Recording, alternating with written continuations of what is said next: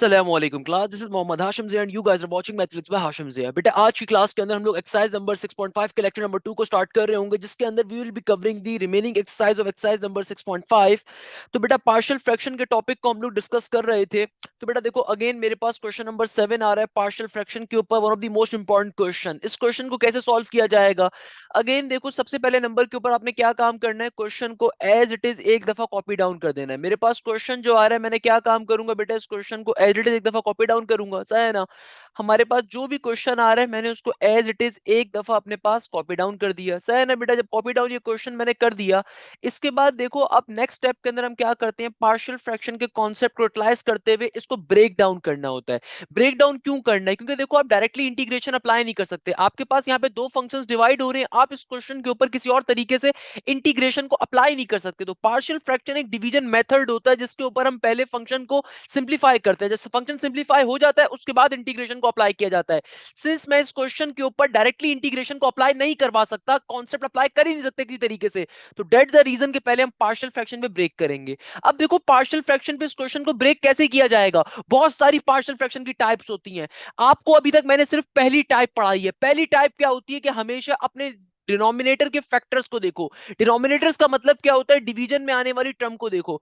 अगर तो डिवीजन के अंदर लीनियर और डिफरेंट फैक्टर्स आ रहे हैं, अगर तो डिवीजन में लीनियर और डिफरेंट फैक्टर्स आ रहे हैं, तो जितने लीनियर और डिफरेंट फैक्टर्स हैं उतने अननोन को सपोज कर लिया जाता है। ये सबसे बुनियादी टाइप होती है पार्शियल फ्रैक्शन की। कि देखो आपने करना है क्या है, इंटीग्रेशन के बगैर अपने क्वेश्चन को एज इट इज एक दफा लिख देना है। इंटीग्रेशन के बगैर आपने अपने क्वेश्चन को एज इट इज एक दफा कॉपी डाउन कर दिया। इंटीग्रेशन के बगैर मैंने एक दफा अपने क्वेश्चन को एज इट इज लिख दिया, और डिवीजन में जितने भी लीनियर और डिफरेंट फैक्टर्स आ रहे हैं उतने अननोन सपोज कर लेंगे। फॉर एग्जांपल पहला फैक्टर x-1 है, तो भैया ये a के नीचे आ जाएगा, सही है ना। जितने लीनियर और डिफरेंट फैक्टर्स आ रहे होते हैं उतने ही उनके ऊपर अननोन सपोज कर लिए जाते हैं। दूसरा फैक्टर x-5 है, तो जाहिर सी बात है बेटा ये b के नीचे आ जाएगा, तो यहाँ पे क्या आ गया, x-5। तीसरा फैक्टर क्या आ रहा है, तीसरा फैक्टर x प्लस का 3 है, ये c के साथ आ जाएगा। तो इसको आप बेशक अपनी इक्वेशन अल्फा कह दीजिए, इसको आप अपनी इक्वेशन नंबर 1 कह दीजिए। अब हम लोगों ने काम क्या करना होता है, नेक्स्ट स्टेप के अंदर जब आप लीनियर और डिफरेंट फैक्टर्स को सपोज करवा देते हो, अब आपने सिंप्लीफिकेशन करनी है, एलसीएम लेनी है राइट हैंड साइड के ऊपर। तो बेटा देखो यहां पे मेरे पास क्या मौजूद है, 2x प्लस का 7 डिवाइडेड बाय x माइनस का 1 इंटू एक्स माइनस का 5 एज इट इज का एज इट इज। आगे क्या आ रहा है, आगे आ रहा है x प्लस का 3। कैसे लोगे एलसीएम? यहाँ पे चूंकि एक से ज्यादा टर्म्स आ रही हैं, तो एक से ज्यादा टर्म्स का एलसीएम हमेशा कैसे लिया जाता है कि भाई कभी भी एक दो से ज्यादा टर्म्स आपके पास अगर आ रही हैं तो उनका एलसीएम लेने का तरीकेकार ये होता है कि नीचे जितनी भी टर्म्स डिवीजन में आ रही हैं सबको मल्टीप्लाई करवा के लिख दो। नीचे डिवीजन में जितनी भी टर्म्स आ रही हैं सबको डायरेक्टली मल्टीप्लाई करवा के आपने हमेशा लिख देना होता है, सही है ना। अब देखो ए के नीचे पहले से x माइनस का 1 मौजूद है, तो जाहिर सी बात है अगर मैं एलसीएम लूंगा तो रिमेनिंग टू टर्म्स ए के साथ आके मल्टीप्लाई हो रही होंगी। एलसीएम लेने की शॉर्टकट है ये, सही है ना भैया।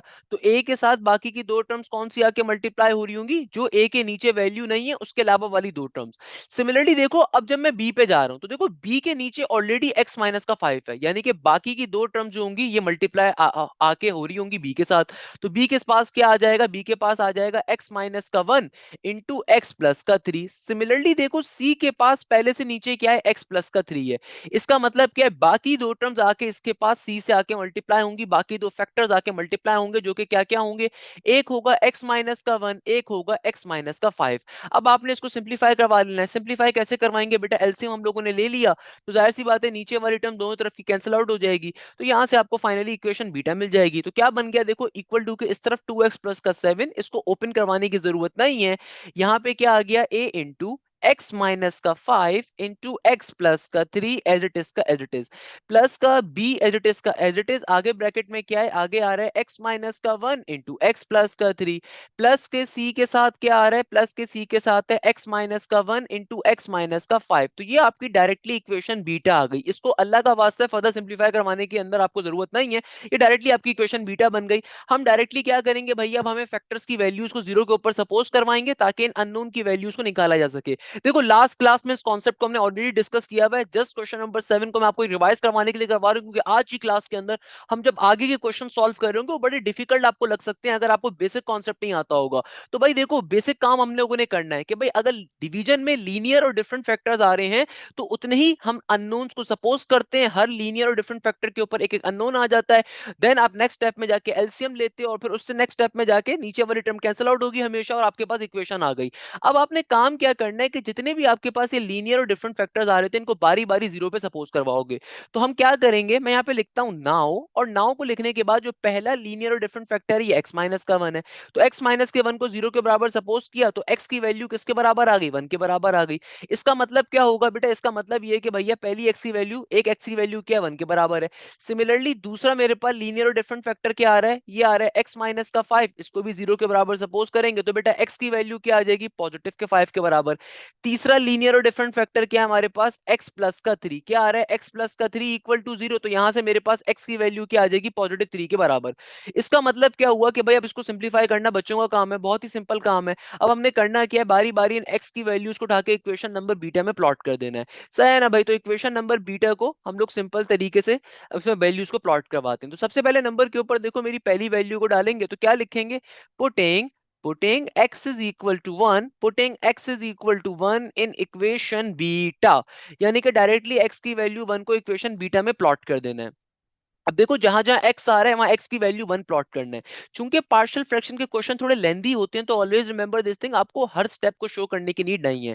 जैसे यहाँ पे मुझे पता है कि डायरेक्टली काम करना है तो आप डायरेक्टली भी कर सकते हो, मगर पहला स्टेप एटलीस्ट करो कि आप x की वैल्यू को डाल के दिखा रहे हो, वो स्टेप लाजमी तौर पे कर लिया करो। a का a, x के अंदर x की वैल्यू 1 माइनस का 5 इंटू 1 प्लस का 3, जहां जहां x आ रहा है वहां पे 1 प्लॉट कर रहे हैं। b का b, यहाँ पे क्या हो जाएगा 1 माइनस का 1, आगे क्या हो जाएगा 1 प्लस का 3, प्लस का सी एज इट इज, यहाँ पे क्या हो जाएगा 1 माइनस का 1 इंटू 1 माइनस का 5। तो भाई देखो 1 माइनस का 1 जीरो हो गया, बी वाली पूरी टर्म कैंसिल आउट हो जाएगी क्योंकि जाहिर सी बात है जीरो पूरी टर्म से मल्टीप्लाई हो रहा होगा।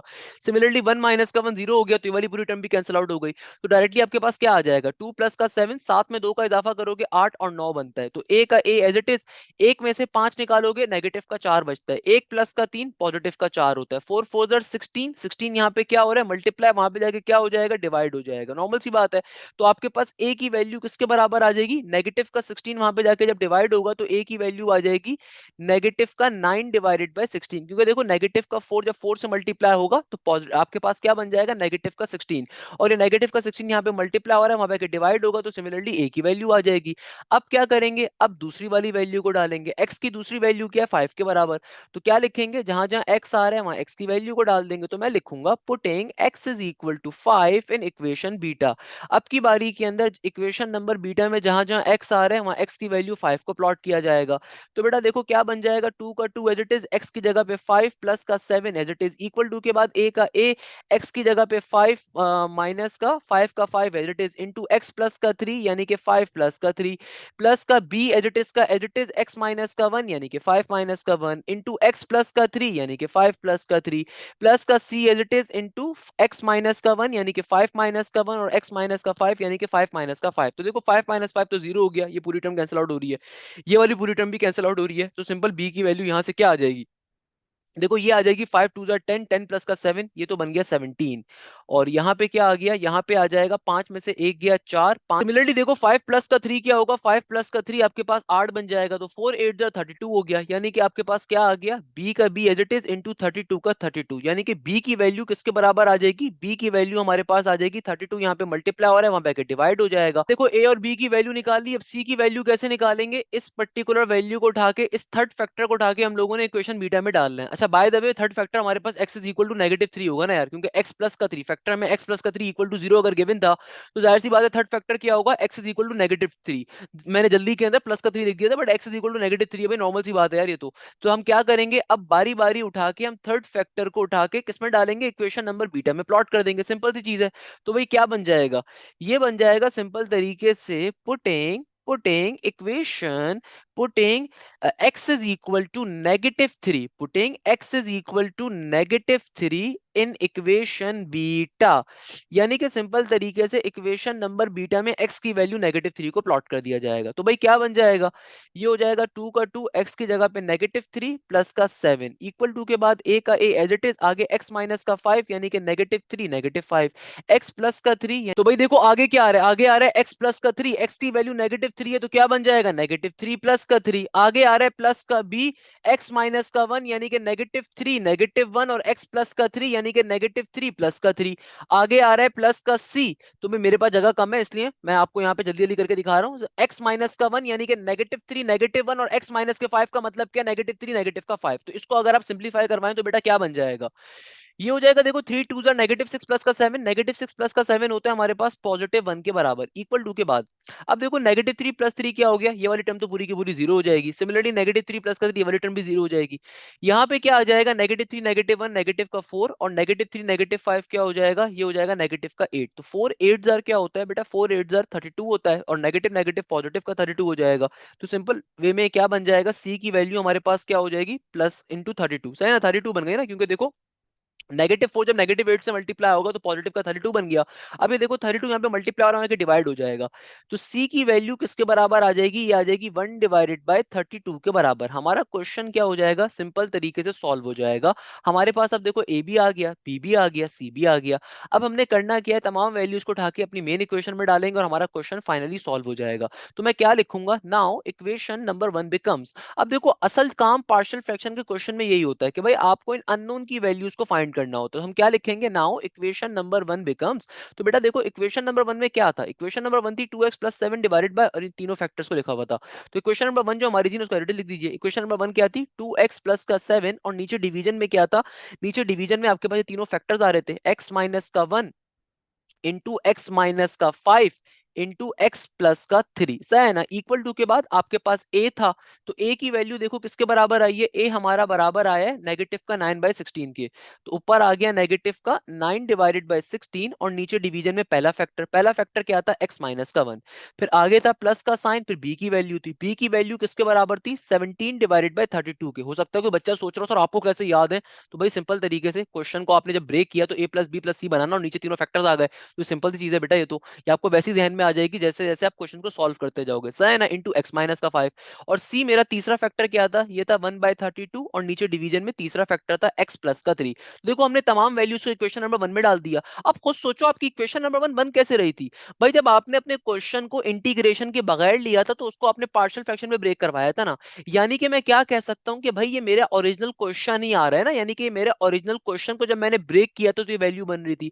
यानी कि मैं इस पूरी टर्म के ऊपर सिंपल तरीके से इंटीग्रेशन को अप्लाई कर सकता हूं, नॉर्मल सी बात है। तो यानी कि मैं क्या कह सकता हूं, सिंस इक्वेशन अल्फा बिकम्स, यानी कि इक्वेशन अल्फा क्या बन गई, क्योंकि देखो ये जो मेरा क्वेश्चन था ये इंटीग्रेशन के बगैर हमने भी किया था। अब फाइनली चूंकि मैं इसको ब्रेक डाउन करवा चुका हूं, पार्शियल फ्रैक्शन पे ब्रेक करवा चुका हूं, तो अब मैं इस पूरी टर्म के ऊपर इंटीग्रेशन को अप्लाई करवा दूंगा।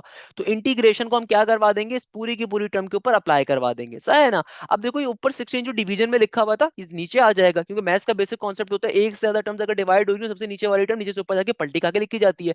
तो क्या बन जाएगा भैया, ये नेगेटिव का 9/16 डिवीजन में x माइनस 1 आ रहा है, तो जाहिर सी बात है इस x माइनस 1 के नीचे कुछ भी नहीं है तो 1 है। तो नीचे से ऊपर जाके पलटी खा के लिखा जाएगा, तो क्या बन जाएगा, नेगेटिव का 9/16 इंटू 1/x-1। या आप इसको डायरेक्टली इस फॉर्म में लिख दीजिए, बात एक ही होती है, कान कहीं से भी पकड़ो बेटा, कान पकड़ना असल मकसद होता है। तो 17/32 इंटू एक्स माइनस का 5 हो गया। सिमिलरली आगे क्या हो जाएगा, प्लस का 1 divided by 32 into x plus का 3। और बाहर देखो मेरे पास dx का dx एज इट इज। अब फाइनली हम लोग इंटीग्रेशन को बारी बारी तमाम टर्म्स के ऊपर अप्लाई करवा देंगे। इंटीग्रेशन एक दफा इस टर्म पे अप्लाई होगी, फिर इस टर्म पे अप्लाई होगी, फिर इस टर्म पे अप्लाई होगी। तो बेटा देखो इंटीग्रेशन को सिंपल तरीके से क्या करना है, बारी बारी तमाम टर्म्स के ऊपर अप्लाई करवा देंगे। तो मैं इधर आपको सॉल्व करवा के दिखा देता हूँ, सिंपल सी चीज है बेटा। आपने पेपर के अंदर हमेशा कोशिश करनी है न्यू पेज से अपना क्वेश्चन स्टार्ट करना है, कोई आपको मना नहीं करेगा, सही है ना। तो भाई देखो ये नेगेटिव का 9/16 मैंने एज अ कांस्टेंट है बाहर निकाल दिया। Integration simple 1 divided by x minus के 1 के ऊपर अप्लाई हो गई, dx का dx as it is. Similarly आगे आ रहा है प्लस का 17 डिवाइडेड बाय 32, इसको बाहर निकाल दिया, इंटीग्रेशन सिंपल अप्लाई हो जाएगी किसके ऊपर, 1 डिवाइडेड बाय एक्स माइनस के 5 के ऊपर इंटू dx का dx। फिर देखो प्लस का साइन और ये 1/32 कांस्टेंट है, बाहर निकाल दिया, इंटीग्रेशन सिंपल अप्लाई हो जाएगी किसके ऊपर, ये अप्लाई हो जाएगी 1/x+3 इंटू dx के ऊपर। तो आपने हमेशा कांस्टेंट वैल्यू को बाहर निकाल दिया और इंटीग्रेशन नॉर्मल फंक्शन पे अप्लाई हो गई। तो यहाँ पे क्या बन जाएगा, देखो ये आ रहा है नेगेटिव का 9/16, और देखो ये टर्म नीचे डिवीजन में आ रही है, सही है ना। तो मुझे मालूम है इंटीग्रेशन 1/x-1 की कैसे अप्लाई करेंगे, simple ln shortcut formula. Ln shortcut formula क्या कहता है कि नीचे वाली टर्म का अगर ऊपर डेरिवेटिव एग्जिस्ट कर रहा है तो जाहिर सी बात है भाई, सिंपल अगर x की टर्म आ रही है तो x-1 का ऊपर डेरिवेटिव क्या होगा, 1 होगा, एग्जिस्ट कर रहा है। तो डायरेक्टली इंटीग्रेशन के अंदर एलन शॉर्टकट को अप्लाई करेंगे। एलन शॉर्टकट कहता है कि एलन को लिखो और जो भी नीचे वाली टर्म आ रही है वो एज इट इज एलन का क्या बन जाएगी, फंक्शन बन जाएगी। प्लस का 17/32 एज इट इज, सेम काम यहाँ पे करेंगे, एलन का एलन इंटू एक्स माइनस का 5। सिमिलरली आगे क्या हो जाएगा, प्लस का 1/32 एज इट इज, और सिमिलरली एलन शॉर्टकट को अप्लाई करेंगे तो क्या बन जाएगा, एलन एक्स प्लस 3 प्लस के सी के साथ ही आपका क्वेश्चन सॉल्व हो गया। मगर आपसे एग्जामिनर कहता है फर्दर सिंप्लीफाई करना है, तो देखो फर्दर सिंप्लीफाई कैसे किया जाएगा, आप इसको तरीके से एक दफा लिख दो। सर तरीके से कैसे लिखें इसको एक दफा, अरे भाई बहुत सिंपल सी चीज है, कोई मुश्किल चीज थोड़ी है। कि यार देखो आपको इस क्वेश्चन में साफ तौर पे दिख रहा है, अगर आप चाहो तो भाई मैं इन दो टर्म्स के अंदर से अगर कॉमन ले लूं 32 को, तो ले सकते हैं, बिल्कुल ले सकते हैं सर। तो भाई ये क्या बन जाएगा, देखो ये नेगेटिव का 9/16 as it is into ln का एलन एक्स माइनस का 1 एज इट इज। प्लस के साइन के बाद देखो मैं 1/32 को यहाँ से कॉमन ले लेता हूँ, तो ब्रैकेट में क्या बच जाएगा, ब्रैकेट में बच जाएगा 17 इंटू एलन एक्स माइनस का 5। प्लस का साइन एडिटिस का एडिटिस, क्योंकि देखो 1/32 को हमने दोनों को नीचे 32 आ रहा था ना, कॉमन ले लिया, और यहाँ पे अब ब्रैकेट में क्या बचेगा, सिंपल एलन एक्स प्लस का 3, सही है ना। प्लस के सी के साथ ये फाइनल आंसर आ गया। चाहो तो आप इसे फर्दर भी सिंप्लीफाई करवा सकते हो। फर्दर सिंप्लीफाई कैसे करवाओगे, दो एलन्स आ रहे हैं, दोनों एलन्स आपस में ऐड हो रहे हैं। सबसे पहले तो आप 17 को एज अ पावर पे या तो शेयर कर दो, उसके बाद आप दो टर्म्स को प्रोडक्ट की फॉर्म में लिख दो, वो कॉन्सेप्ट भी जायज है, कोई मसले की बात नहीं है, उसके अंदर कोई प्रॉब्लम नहीं है। आप चाहो तो उस पर भी कर सकते हो, मगर आपकी किताब की फनकारी ये कि माशाल्लाह से इस क्वेश्चन के अंदर उन्होंने आंसर यहीं पे स्टॉप किया हुआ है। पिछले क्वेश्चंस के अंदर वो एलन की प्रॉपर्टीज भी अप्लाई करवा रहे थे। तो चॉइस आपकी है भाई। अगेन मैं एक बात कहता हूँ कि भाई कोशिश करो एक आध स्टेप एक्स्ट्रा कर दो, कोई मसला नहीं है, क्योंकि भाई ये एग्जामिनर ने अपनी चॉइस के ऊपर किया हुआ है कि देखो इस क्वेश्चन में फर्दर सिंप्लीफाई नहीं करवा रहा, वरना चाहो तो आप इसको भी करवा सकते हो। कैसे कि देखो ये नेगेटिव का 9/16 at is into ln x minus का 1 एज इट इज, आगे प्लस का 1/32 का 1/32 एज इट इज। अब मैं इसको क्या लिख सकता हूँ भाई, इसको मैं ये नहीं लिख सकता, बिल्कुल लिख सकते हैं सर जी। आप क्या लिख सकता हूँ इसको मैं, एलन का एलन इंटू एक्स माइनस का 5, ऊपर पावर में 17 भेज देंगे, देखो 17 जो आ रहा है कांस्टेंट आ रहा है, पावर पे चला जाएगा। प्लस के साइन के बाद एलन का एलन इंटू एक्स माइनस का 3, और फिर नेक्स्ट स्टेप के अंदर जाके आप दोनों एलन पॉजिटिव की फॉर्म में, दोनों एलन ऐड हो रहे हैं, तो आप उनको प्रोडक्ट फॉर्मूला अप्लाई करवा दो यहाँ पे एलन का। क्या होता है कि दुनिया में देखो कभी भी दो एलन अगर मल्टीप्लाई हो रहे होते हैं तो एलन दोनों टर्म्स के ऊपर इंडिविजुअली अप्लाई होता है, बीच में साइन आ जाता है पॉजिटिव का। या वाइस वर्सा क्या होता है कि भाई एलन दोनों टर्म्स के ऊपर अगर ऐड हो रहा हो तो सिंपल वे में एलन एक ही बार आएगा और दोनों टर्म्स प्रोडक्ट की फॉर्म में आ जाएंगी। तो आप इस तरीके से इसको बंद भी कर सकते हो, मगर करने की जरूरत नहीं है, किताब के अंदर यहीं तक आपको आंसर गिवन है, तो ये आपका फाइनल आंसर है, ऐसा है ना। मैंने आपको एक स्टेप एक्स्ट्रा बता दिया कि अगर आप करना चाहो तो बिल्कुल कर सकते हो। देखो ये सिंपल कॉन्सेप्ट है, कभी भी आपके पास डिनोमिनेटर में अगर लीनियर और डिफरेंट फैक्टर्स होंगे तो हमेशा इस कॉन्सेप्ट पे सॉल्व होगा कि भाई आप जितने भी लीनियर और डिफरेंट फैक्टर्स आ रहे होंगे उतने अननोन्स को आप सपोज करते जाओगे। That's a very basic concept, very normal concept here, clear है बेटा। अच्छा बेटा, अब देखो हमारे पास जो नेक्स्ट क्वेश्चन आ रहा है, ये आ रहा है क्वेश्चन नंबर 8। अब देखो इस क्वेश्चन के अंदर जरा पहले क्वेश्चन के कॉन्सेप्ट को आप समझ लीजिए। इस क्वेश्चन में कॉन्सेप्ट क्या है कि भाई देखो अगेन पार्शियल फ्रैक्शन पे क्वेश्चन सॉल्व करना है, मगर अब की बारी में जो आपको डिनोमिनेटर के अंदर फैक्टर्स गिवन है वो लीनियर और डिफरेंट फैक्टर्स तो हैं मगर रिपीटेटिव फैक्टर्स हैं। ये चीज जहन में रखिएगा कि अभी तक हमने जितने भी क्वेश्चन सॉल्व किए थे वो सिंपल लीनियर और डिफरेंट फैक्टर्स के कॉन्सेप्ट थे, और वही क्वेश्चन पेपर में आने के चांसेस ज्यादा होते हैं। क्वेश्चन नंबर 8 हो गया, क्वेश्चन नंबर 9 हो गया, या 11 12 हो गया, ऐसे क्वेश्चंस हो गए जहां पे आपके पास लीनियर और डिफरेंट या फिर रिपीटेटिव फैक्टर्स आ रहे हो, या फिर आपके पास बड़ी पावर के फैक्टर्स आ रहे हो। वो क्वेश्चंस यूजुअली पेपर में कम आते हैं मगर फिर भी आपको पास पेपर्स के अंदर मिलेंगे। तो भाई इनको करने का कॉन्सेप्ट जरा डिफरेंट होता है। देखो क्वेश्चन को पहचानोगे कैसे कि भाई यहाँ पे आपके पास डिनोमिनेटर में ना सिर्फ लीनियर और डिफरेंट फैक्टर्स आ रहे हैं बल्कि साथ साथ रिपीटेटिव फैक्टर्स है। रिपीटेटिव फैक्टर्स का मतलब क्या है कि भाई ये जो आपके पास नीचे डिनोमिनेटर के अंदर टर्म आ रही है ये रिपीट हो रही है, यानी कि देखो आपके ओरिजिनल फैक्टर क्या है, एक फैक्टर आ रहा है एक्स प्लस का 3, और फिर दो दफा एक्स माइनस टू आ रहा है। भाई एक्स माइनस टू के होल स्क्वायर का मतलब क्या है कि एक्स माइनस का 2 दो दफा आ रहा है। तो भाई लीनियर और डिफरेंट तो है, मगर क्या है, रिपीटेटिव है, एक फैक्टर ऐसा है जो कि रिपीट हो रहा है। तो भाई इस तरह के क्वेश्चंस को सॉल्व करने की लॉजिक क्या होती है कि अगेन आप इसको जब ब्रेक करवा रहे होगे ना, तो भाई जितने लीनियर और डिफरेंट फैक्टर्स हैं एक तो आप उतने अननोन सपोज करोगे, और फिर जितने रिपीटेटिव फैक्टर्स हैं उतने अननोन भी सपोज किए जाएंगे। फॉर एग्जाम्पल यहां पे अगर पावर स्क्वायर आ रही है x माइनस टू का होल स्क्वायर, तो भाई एक फैक्टर इसके ऊपर भी सपोज किया जाएगा। अगर x माइनस थ्री की होल पावर क्यूब होता तो एक दफा स्क्वायर पे सपोज करोगे, एक दफा अननोन क्यूब पे सपोज करोगे। देखो परेशान होने की जरूरत नहीं है, बहुत सिंपल सा कॉन्सेप्ट है। आप सबसे पहले क्वेश्चन को पहचानो, इस क्वेश्चन को मार्क कर लो, पेपर में आने के चांसेस इसके ज्यादा हैं क्योंकि आसान क्वेश्चन है, मुश्किल नहीं है। देखो सेम कॉन्सेप्ट पे सॉल्व करना है, सबसे पहले नंबर के ऊपर क्वेश्चन को आपने एज इट इज एक दफा लिख दिया। याद रखिएगा हमेशा जो भी डिवीजन के अंदर डिनोमिनेटर के अंदर आपके फैक्टर्स होते हैं, फैक्टर्स बहुत मैटर करेंगे। यहां पे मेरे फैक्टर्स क्या आ रहे हैं, x प्लस का 3 और x माइनस के 2 का होल स्क्वायर इंटू dx का dx। अब देखो जरा बात समझिएगा, भाई आपके जो भी डिनोमिनेटर के अंदर फैक्टर्स आ रहे हैं ना, आपने हमेशा उनको देखना है।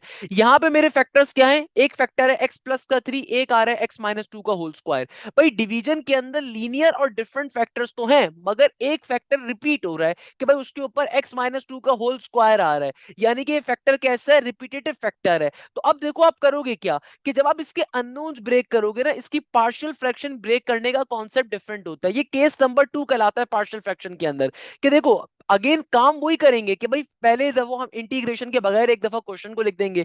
तो इंटीग्रेशन के बगैर अगर मैं क्वेश्चन को लिखूंगा ना बेटा, तो क्या बन गया, ये बन गया x plus three into x minus two का होल स्क्वायर। अब देखो आपने करना क्या है, कि भाई आपके पास जितने भी लीनियर और डिफरेंट फैक्टर्स आ रहे हैं पहले तो उनके ऊपर अननोन सपोज कर लो। देखो एक अननोन a आ गया, ये जो पहला वाला फैक्टर आ रहा है सिंपल, एक अननोन इसके ऊपर आ जाएगा।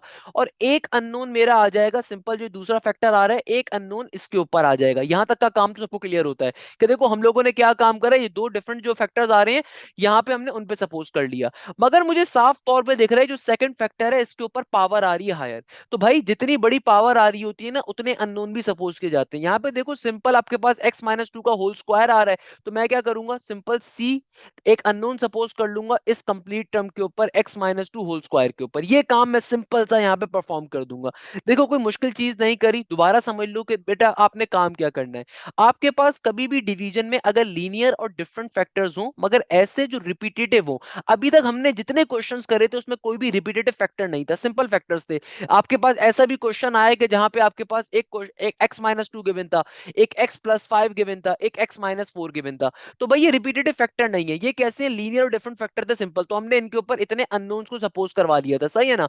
मगर कभी भी अगर लीनियर डिफरेंट और रिपीटेटिव फैक्टर्स आ जाते हैं, तो उस केस के अंदर जितने लीनियर और डिफरेंट फैक्टर्स होते हैं उन पे तो आप अननोन सपोज करते ही करते हो, मगर जो रिपीटेटिव फैक्टर्स होते हैं उनके अननोन भी सपोज किए जाते हैं। सिंस इस केस के अंदर सिर्फ आपके पास एक ही फैक्टर रिपीट हो रहा है, तो मैंने एक ही अननोन सपोज किया। फॉर एग्जाम्पल मेरे पास अगर एक ऐसा क्वेश्चन आ जाए, लेट सपोज मेरे पास एक ऐसा क्वेश्चन आ जाए जहां पे लिखा हुआ है एक्स माइनस का फाइव इंटू एक्स प्लस के टू का होल पावर क्यूब आ जाए। अब देखो जब इसको पार्शियल फ्रैक्शन पे ब्रेक करूंगा ना, तो एक अननोन तो बहुत सिंपल सा है कि अभी कैसे ब्रेक करोगे। देखो पहला फैक्टर क्या है, एक्स माइनस का फाइव, एक अननोन इसके ऊपर आ गया।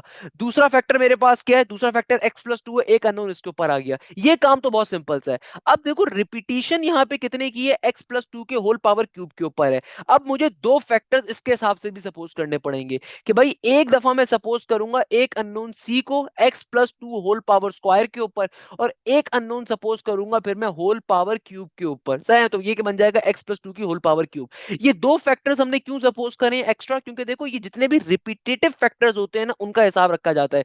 फॉर एग्जाम्पल अगर पावर थ्री आ रही है, तो एक दफा आप पावर वन के ऊपर एक अननोन सपोज करोगे, एक दफा पावर टू पे सपोज करोगे, फिर एक दफा पावर थ्री पे सपोज करोगे। सिमिलरली देखो इस क्वेश्चन में, जो क्वेश्चन अभी हम सॉल्व कर रहे हैं, यहाँ पे पावर स्क्वायर आ रहा था, इसका मतलब एक तो हमने पावर वन के ऊपर अननोन सपोज करना है और एक पावर स्क्वायर पे अननोन सपोज करना है। ये कॉन्सेप्ट होता है कि अगर फैक्टर्स लीनियर डिफरेंट और रिपीटेटिव होते हैं, इस बात को ध्यान में रखिएगा।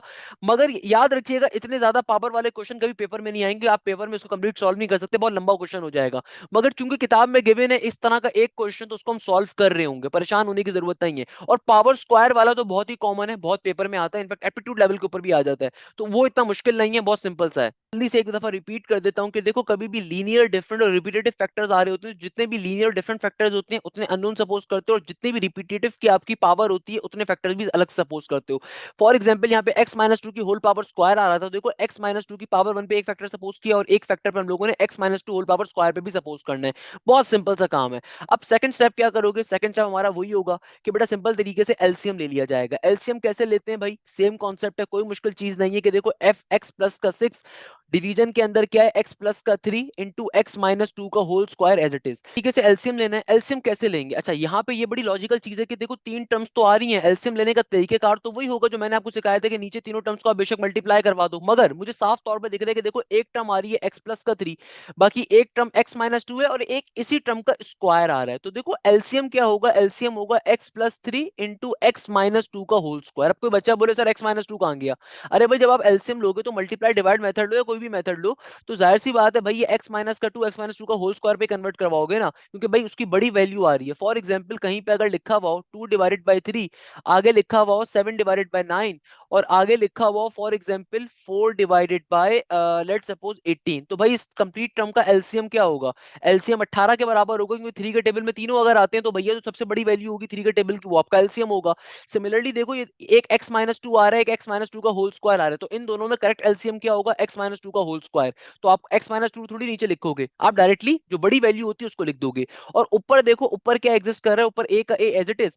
अब देखो a के नीचे x प्लस का थ्री ऑलरेडी था, तो मैं कौन सी चीज a से मल्टीप्लाई करवा रहा हूँ, मैं सिंपल x माइनस के टू का होल स्क्वायर a से मल्टीप्लाई करवाऊंगा। x माइनस टू मल्टीप्लाई नहीं करवाएंगे क्योंकि बेटा डायरेक्टली आपकी जो बड़ी वैल्यू x माइनस टू का होल स्क्वायर है ना वही मल्टीप्लाई करवाओगे।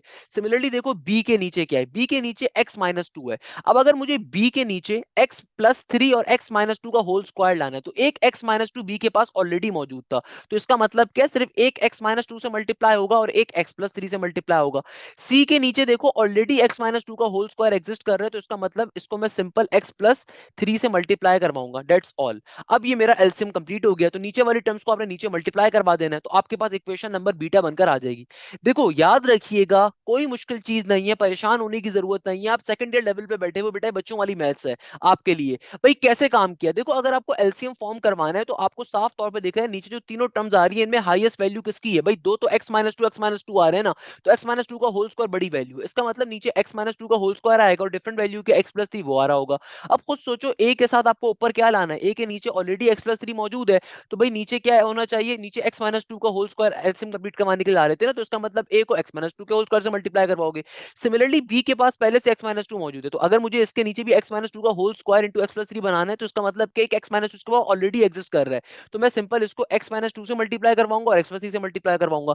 c के नीचे अगर ऑलरेडी x माइनस टू का होल स्क्वायर मौजूद है तो उसको सिर्फ x प्लस थ्री से मल्टीप्लाई करवाना है, that's a very basic concept. अब आपने सिंपल इनके एलसीएम्स को आपस में सिंप्लीफाई करवा दिया, तो क्या बन गया, ये बन गया 5x प्लस का 6 इक्वल टू के बाद a का a into x minus two का होल स्क्वायर प्लस का b इंटू एक्स माइनस का टू इंटू एक्स प्लस का थ्री। आगे क्या आ रहा है, आगे आ रहा है सिंपल c का c इंटू एक्स प्लस का थ्री। ये आपके पास फाइनली आपकी इक्वेशन नंबर बीटा फॉर्म हो गई। जब ये इक्वेशन नंबर बीटा बेटा आपकी ये बन गई, तो आपने करना क्या है, अगेन अपने फैक्टर्स को बारी बारी सब्स्टिट्यूट करवाना है, फैक्टर्स की वैल्यू को बारी बारी उठा के डालना है और आपकी फाइनली वैल्यूज आती जाएंगी।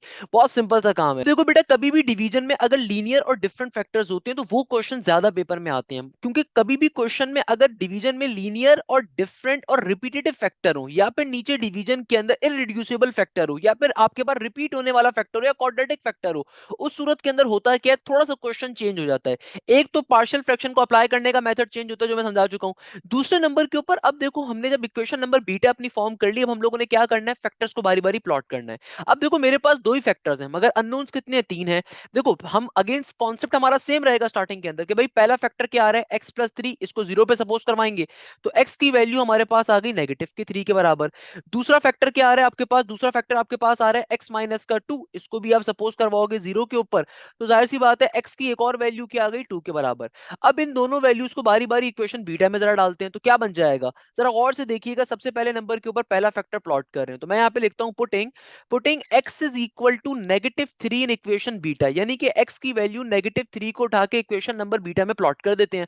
तो बेटा क्या बन जाएगा, ये हो जाएगा 5 का 5 इंटू -3 प्लस का 6, आगे हो जाएगा a का a इंटू -3 x की जगह पे माइनस के 2 का होल स्क्वायर, आगे क्या हो जाएगा, आगे हो जाएगा प्लस का b, x की जगह पे आ जाएगा नेगेटिव का 3 फिर नेगेटिव का 2 और आगे क्या हो जाएगा x प्लस का 3 यानी कि -3 प्लस का 3, आगे क्या हो जाएगा c का c -3 प्लस का 3। तो भाई देखो -3 प्लस 3 जीरो हो गया, ये वाली टर्म भी जीरो हो गई, तो यहाँ पे क्या बन जाएगा 5 3 -15, -15 प्लस का 6 क्या होगा, जाहिर सी बात है बेटा नेगेटिव का 15 और प्लस का 6 हमारे पास बराबर होगा किसके, ऑब्वियसली सी बात है सर, नेगेटिव के 15 के अंदर अगर आप 6 का इजाफा कर रहे हैं तो ये बन जाएगा नेगेटिव का 9, और यहाँ पे क्या हो जाएगा भाई, यहाँ पे हो जाएगा -3 -2 नेगेटिव का 5 नेगेटिव के 5 का होल स्क्वायर पॉजिटिव का 25, क्योंकि स्क्वायर एक इवन नंबर है तो नेगेटिव साइन खा जाएगा, तो a की वैल्यू किसके बराबर आ जाएगी, नेगेटिव के 9 डिवाइडेड बाय 25 के बराबर। ये आपके पास a का आंसर आ गया।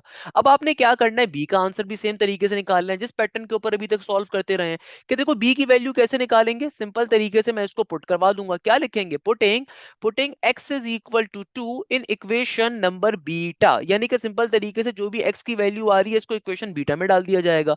तो भाई ये क्या बन जाएगा, ये हो जाएगा 5 का 5 2 का 2 प्लस का 6 इक्वल टू के बाद a का a x की जगह पे 2 माइनस का 2 होल स्क्वायर प्लस का b एज इट इज का एज इट इज, और आगे क्या हो जाएगा x माइनस का 2 यानी कि 2 माइनस का 2 इंटू x प्लस का 3 यानी कि 2 प्लस का 3 प्लस का c as it is into 2 plus का 3। अब इसको भी सिंप्लीफाई अगर मैं करवाऊंगा तो बेटा क्या बन जाएगा, देखो 2 माइनस का 2 ये भी खत्म हो जाएगा, ये भी खत्म हो जाएगा, तो क्या बन जाएगा 5 2 10 प्लस का 6 यानी कि 16 इक्वल टू के बाद c इंटू 2 प्लस का 3 5 यानी कि c का c 5 का 5 एज इट इज 5 मल्टीप्लाई हो रहा है वहां पे डिवाइड हो जाएगा, तो आपके पास c की वैल्यू क्या आ जाएगी, ये आ जाएगी 16 डिवाइडेड बाय 5 के बराबर। अब देखो आप अपना a भी निकाल चुके हो, मगर अब आपके पास आप अपना a और c निकाल चुके हो, आपने अभी तक b नहीं निकाला।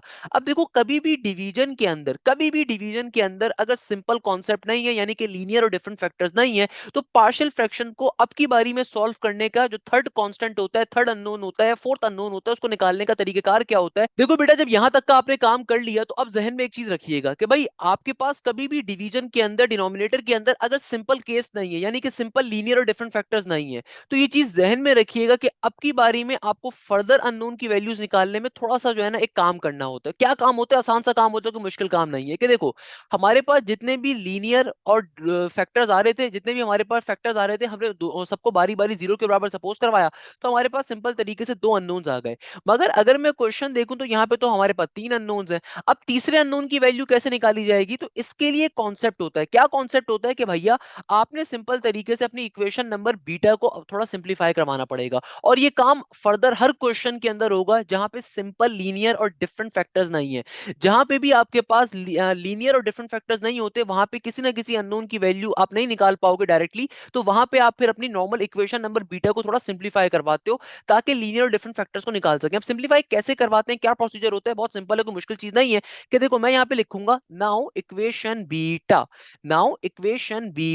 तो इक्वेशन नंबर बीटा को मैं ओपन करवा देता हूं, तो क्या बन जाएगा, ये हो जाएगा 5x प्लस का 6। देखो आपने करवाना क्या है, आपने बेसिकली अपनी तमाम वैल्यूज को ओपन करवाना है, एक जैसी टर्म्स को एक साइड पे शिफ्ट कर देना है। तो बेटा क्या बन जाएगा, देखो a का a as it is, x minus 2 के होल स्क्वायर का फॉर्मूला क्या हो जाएगा भाई, सिंपल a माइनस बी के होल स्क्वायर का फॉर्मूला क्या होता है, एक्स स्क्वायर माइनस का 4x, आगे क्या हो जाएगा 2 का स्क्वायर 4 होता है, फिर आगे क्या हो जाएगा प्लस का b एज इट इज। अब देखो ये x माइनस का 2 और x प्लस का 3 आपस में मल्टीप्लाई हो रहा है, तो सिंपल तरीके से दो ब्रैकेट्स को आपस में मल्टीप्लाई करवा दीजिए, तो क्या बन जाएगा, ये x x से मल्टीप्लाई होगा तो एक्स स्क्वायर बन जाएगा, x जाके जब प्लस के 3 से मल्टीप्लाई होगा प्लस का 3x आ जाएगा, नेगेटिव का 2 जाके जब x से मल्टीप्लाई होगा नेगेटिव का 2x हो जाएगा, नेगेटिव का 2 जाके जब प्लस के 3 से मल्टीप्लाई होगा तो नेगेटिव का 6 बन जाएगा, और आगे प्लस का c इंटू एक्स प्लस का 3 एडिटिस का एडिटिस, यानी कि हमने इस इक्वेशन को फर्दर एक्सपेंड करवा दिया। अब हमने करना क्या है कि देखो ये लेफ्ट हैंड साइड को आपने एडिटिस रहने देना है, इसको नहीं छेड़ना, राइट हैंड साइड को आपने ओपन करवा देना है फर्दर, ये a अंदर वाली तमाम टर्म से आगे क्या हो जाएगा मल्टीप्लाई, तो ये बन जाएगा a एक्स स्क्वायर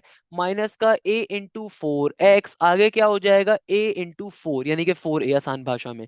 यहाँ पे क्या हो जाएगा, देखो b जाके इस पूरे ब्रैकेट से मल्टीप्लाई होगा तो ये बन जाएगा बी एक्स स्क्वायर प्लस का 3x और माइनस का 2x क्या बन गया, पॉजिटिव का x। तो b जाके जब x से मल्टीप्लाई होगा तो पॉजिटिव का bx, और फिर ये आपके पास b जाके जब 6 से मल्टीप्लाई होगा तो b6 हो जाएगा। फिर ये c जाके एक दफा x से मल्टीप्लाई होगा और एक दफा 3 से मल्टीप्लाई होगा तो ये बन जाएगा सिंपल c3, सही है ना।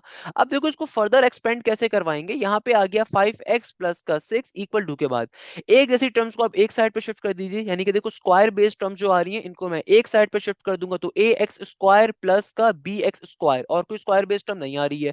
अच्छा भाई, जो एक्स वाली टर्म्स आ रही है ना इनको एक साइड पे शिफ्ट कर देते हैं। तो देखो ये नेगेटिव का a इंटू 4x एक जगह पे लिख दिया, फिर आगे क्या है प्लस का बी एक्स आ रहा है इसको एक तरफ लिख दिया, फिर आगे क्या आ रहा है प्लस का सी एक्स आ रहा है इसको एक तरफ लिख दिया, और जो रिमेनिंग कॉन्स्टेंट्स कौन कौन से जो सिंपल कॉन्स्टेंट्स हैं ये आ रहे हैं, इनको एक जगह पे लिख देते हैं कि भाई यहाँ पे क्या आ गया, ये आ रहा है a4, आगे आ रहा है नेगेटिव का b6, आगे आ रहा है पॉजिटिव का c3। तो भाई याद रखिएगा, अब आपको समझ में आ रहा होगा पार्शियल फ्रैक्शन लोगों को मुश्किल क्यों लगता है। पार्शियल फ्रैक्शन है बड़ा आसान सा कॉन्सेप्ट, मगर जिन लोगों को मुश्किल लगता है उसके पीछे लॉजिक क्या होती है कि भाई अगर सिंपल केस ना है, यानी कि सिंपल डिवीजन में लीनियर और डिफरेंट फैक्टर्स नहीं होते ना, तो फिर बाकी अननोन की वैल्यूज निकालने के लिए आपको अपनी नॉर्मल इक्वेशन को हमेशा एक्सपेंड करना पड़ता है।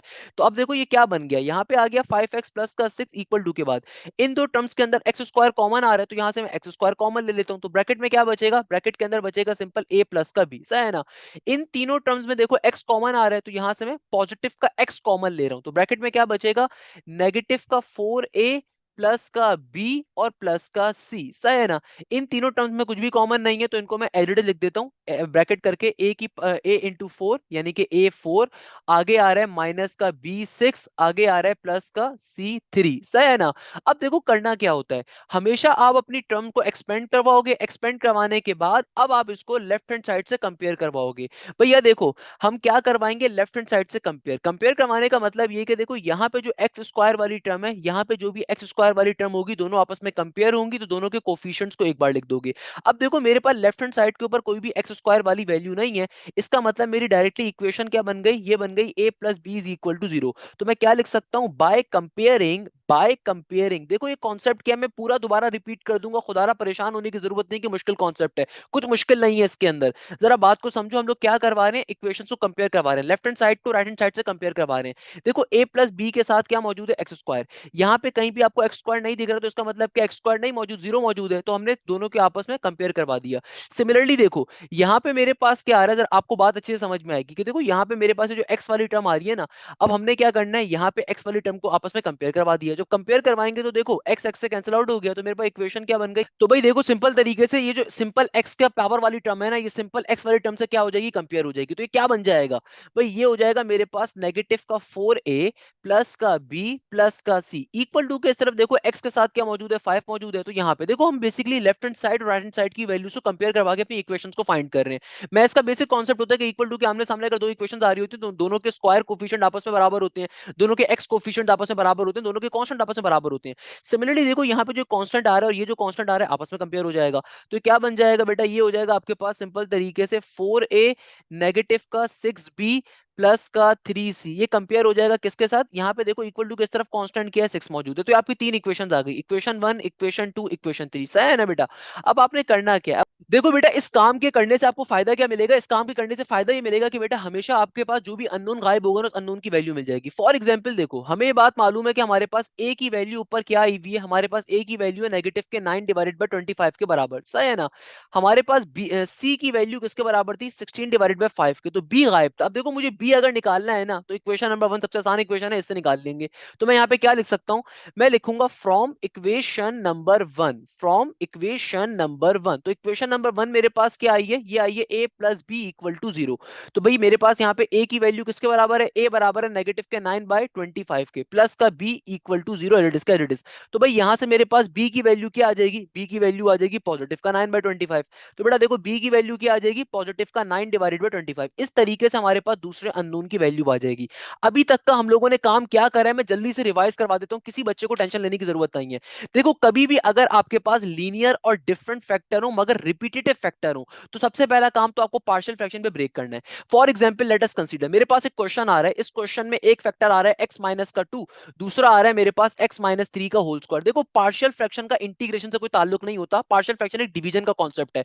हम क्या करते हैं, इसको पार्शियल फ्रैक्शन में ब्रेक कैसे करवाएंगे। देखो जितने भी आपके पास फैक्टर्स आ रहे हैं ना, सबसे पहले तो उन पे अननोन सपोज कर लो। एक फैक्टर है एक्स माइनस का 2, इस पे एक फैक्टर सपोज कर लिया। दूसरा फैक्टर सिंपल एक्स माइनस 3 है, इस पे एक फैक्टर सपोज कर लिया। अब देखो मुझे साफ तौर पे दिख रहा है ये एक्स माइनस 3 के ऊपर पावर स्क्वायर आ रही है, तो बेटा एक दफा एक फैक्टर इसकी रिपीटेटिव क्वांटिटी के ऊपर सपोज किया जाएगा। तो रिपीटेटिव क्वांटिटी क्या, एक्स माइनस 3 का होल स्क्वायर पे सपोज किया जाएगा। या इसको आप आसान भाषा पे ऐसे समझ सकते हो कि लेट सपोज यहाँ पे एक्स माइनस 3 की पावर के अंदर आ जाए 4 आ जाए, पावर क्या आ जाए 4 आ जाए। ऑल्दो इतनी बड़ी पावर कभी आपके लेवल पे आएगी नहीं, बट समझने के लिए आपको बता रहा हूं। तो उस सूरत में देखो इसको ब्रेक कैसे करोगे, कि भाई आपने एक दफा तो सिंपल तरीके से पहले वाले फैक्टर पे एक अननोन सपोज कर लिया, फिर दूसरी दफा आपने दूसरे फैक्टर पे एक अननोन सपोज कर लिया। अब देखो ये पावर 4 का मतलब क्या है, कि भाई ये चार आपको अननोन सपोज करने हैं, यहाँ पे चार अननोन सपोज करने हैं। यानी कि देखो एक आपने x माइनस 3 पे सपोज करा, ये पावर 1 पे सपोज कर लिया, अब एक पावर 2 पे सपोज कर लिया। इसी तरीके से एक अननोन अब सपोज करोगे आप पावर 3 के ऊपर, क्योंकि आपके पास होल पावर 4 है। होल पावर 4 का मतलब क्या है, कि भाई आपने चार अननोन को सपोज करना है x माइनस 3 के ऊपर। अगर पावर स्क्वायर आ रही है तो इसका मतलब क्या है, कि भाई x माइनस 2 के ऊपर दो अननोन सपोज किए जाएंगे। ऐसे एक दफा सिंपल पावर 1 पे किया, एक दफा पावर स्क्वायर पे किया। तो अगर पावर 4 आ रही है तो इसका मतलब क्या है, कि आपने चार अननोन को सपोज करना है। जैसे यहां पे मैंने एक दफा किया, बी को सपोज करा पावर 1 पे, फिर पावर 2 पे, फिर पावर 3 पे, और एक दफा मैं करूंगा फैक्टर ई को सपोज करूंगा किसके ऊपर, हम सपोज करेंगे आपके पावर 4 के ऊपर। तो जितनी हाईएस्ट पावर आ रही होती है उतने अननोन सपोज किए जाते हैं। ऑल्दो कभी भी इतनी बड़ी पावर का क्वेश्चन आपके पेपर में नहीं आएगा।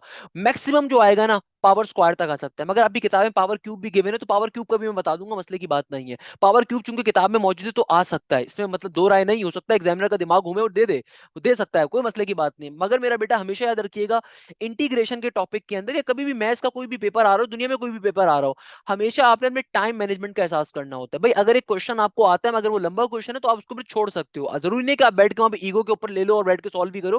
भाई समझ, आपको समझ में आना चाहिए, सही है ना। तो देखो सबसे पहला काम तो आपने पार्शियल फ्रैक्शन में ब्रेक कर दिया। पार्शियल फ्रैक्शन ब्रेक करना सबको समझ में आ गया, कि जितने भी आपके पास रिपीटेटिव और फैक्टर्स होते हैं ना, उतने आप यहाँ पे अननोन सपोज करते हो। जैसे इस क्वेश्चन के अंदर हमने तीन अननोन सपोज कर, देखो एक फैक्टर एक्स प्लस 3 के लिए हुआ, एक एक्स माइनस 2 के लिए हुआ, और फिर एक्स माइनस 2 के होल स्क्वायर के लिए हुआ। सिमिलरली देखो अगर इस क्वेश्चन के अंदर x minus 2 into x minus 3 की पावर 4 था, तो आपको मैं अगर ये वाली साइड हाइड भी कर दूं ना, अगर मैं आपसे डायरेक्टली कहता हूं कि जरा मुझे बताओ कितने अननोन सपोज करोगे, तो आप क्वेश्चन को देखते साथ ही अंदाजा लगा सकते हो वो कितने अननोन सपोज करने होंगे। आपको टोटल यहाँ पे पांच अननोन सपोज करने पड़ेंगे। कैसे, कि देखो एक तो एक्स माइनस 2 के लिए सपोज करोगे अननोन को, और चार अननोन सपोज करोगे एक्स माइनस 3 की पावर 4 के लिए। बात समझ में आ रही है। सिमिलरली अगर क्वेश्चन आपके पास आ जाए एक्स प्लस 4, और आपके पास दूसरी टर्म आ जाए एक्स माइनस 3 की होल पावर में क्यूब, तो कितने अननोन सपोज करोगे, टोटल चार अननोन सपोज करोगे। कैसे, कि देखो एक तो एक्स प्लस 4 के लिए होगा, फिर एक एक्स माइनस 3 के लिए होगा, फिर एक एक्स माइनस 3 के स्क्वायर के लिए होगा, फिर एक एक्स माइनस 3 के क्यूब के लिए होगा। यानी कि टोटल चार अननोन आप सपोज कर रहे होगे। तो भाई ये चीज जहन में रखिएगा, बहुत इंपॉर्टेंट कॉन्सेप्ट है कि आपको मालूम होना चाहिए। तो सबसे पहला काम तो पार्शियल फ्रैक्शन ब्रेकडाउन करा, उसके बाद बेसिक आपने एलसीएम लिया, ये वाला काम सिंपल एलसीएम लेने का था। तीसरे स्टेप के अंदर अब देखो हम जो फैक्टर्स को जीरो पे इक्वेट करवाते थे, एंड देन उसके बाद हम बारी बारी और अननोन की वैल्यूज को फाइंड करते थे। अब देखो ये कभी भी आपके पास अगर सिंपल लीनियर और डिफरेंट फैक्टर्स नहीं है ना, तो हमेशा याद रखिएगा कोई ना कोई अननोन आपके पास नहीं आंसर आएगा। तो उसकी वैल्यू को फिर हम कैसे निकालते हैं, कि देखो आपने सबसे पहले तो अपने फैक्टर्स को बारी बारी जीरो पर सपोज करवाया, और जीरो पे सपोज करवाने के बाद जो काम अभी तक करते हुए आ रहे हैं वही काम करा, कि इक्वेशन नंबर बीटा में डाला तो आपके पास अननोन की वैल्यूज आ गई। मगर हमेशा याद रखिएगा कभी भी अगर लीनियर और डिफरेंट फैक्टर सिंपल नहीं गिवन, तो हमेशा आपके पास कोई ना कोई अननोन ऐसा होगा जो गायब होगा। जैसे इस क्वेश्चन में इन दोनों फैक्टर्स को जब मैं डाल भी दूंगा ना, तो मेरे पास एक अननोन बी ऐसा है जिसकी वैल्यू अभी तक नहीं आई। तो अब बी की वैल्यू कैसे निकालेंगे, भाई बी की वैल्यू निकालने का कॉन्सेप्ट ये होता है, कोई भी अननोन जो गायब होता है उसकी वैल्यू निकालने का कॉन्सेप्ट ये होता है, कि आप अपनी इक्वेशन को अब सिंप्लीफाई करते हो, इक्वेशन को एक्सपेंड करवाते हो। जब इक्वेशन को एक्सपेंड करवाते हो ना, तो एक जैसी टर्म्स को एक साइड पे कर देते हो, एक जैसी टर्म्स को एक साइड पे कर देते हो, कॉन्स्टेंट्स को एक साइड पे कर देते हो, और फिर लेफ्ट हैंड साइड और राइट हैंड साइड को आपस में कंपेयर करवाते हो। यानी कि देखो एक्स स्क्वायर के सामने जो एक्स स्क्वायर की वैल्यू होगी उनको आपस में इक्वेट करवाओगे तो एक इक्वेशन फॉर्म हो जाएगी।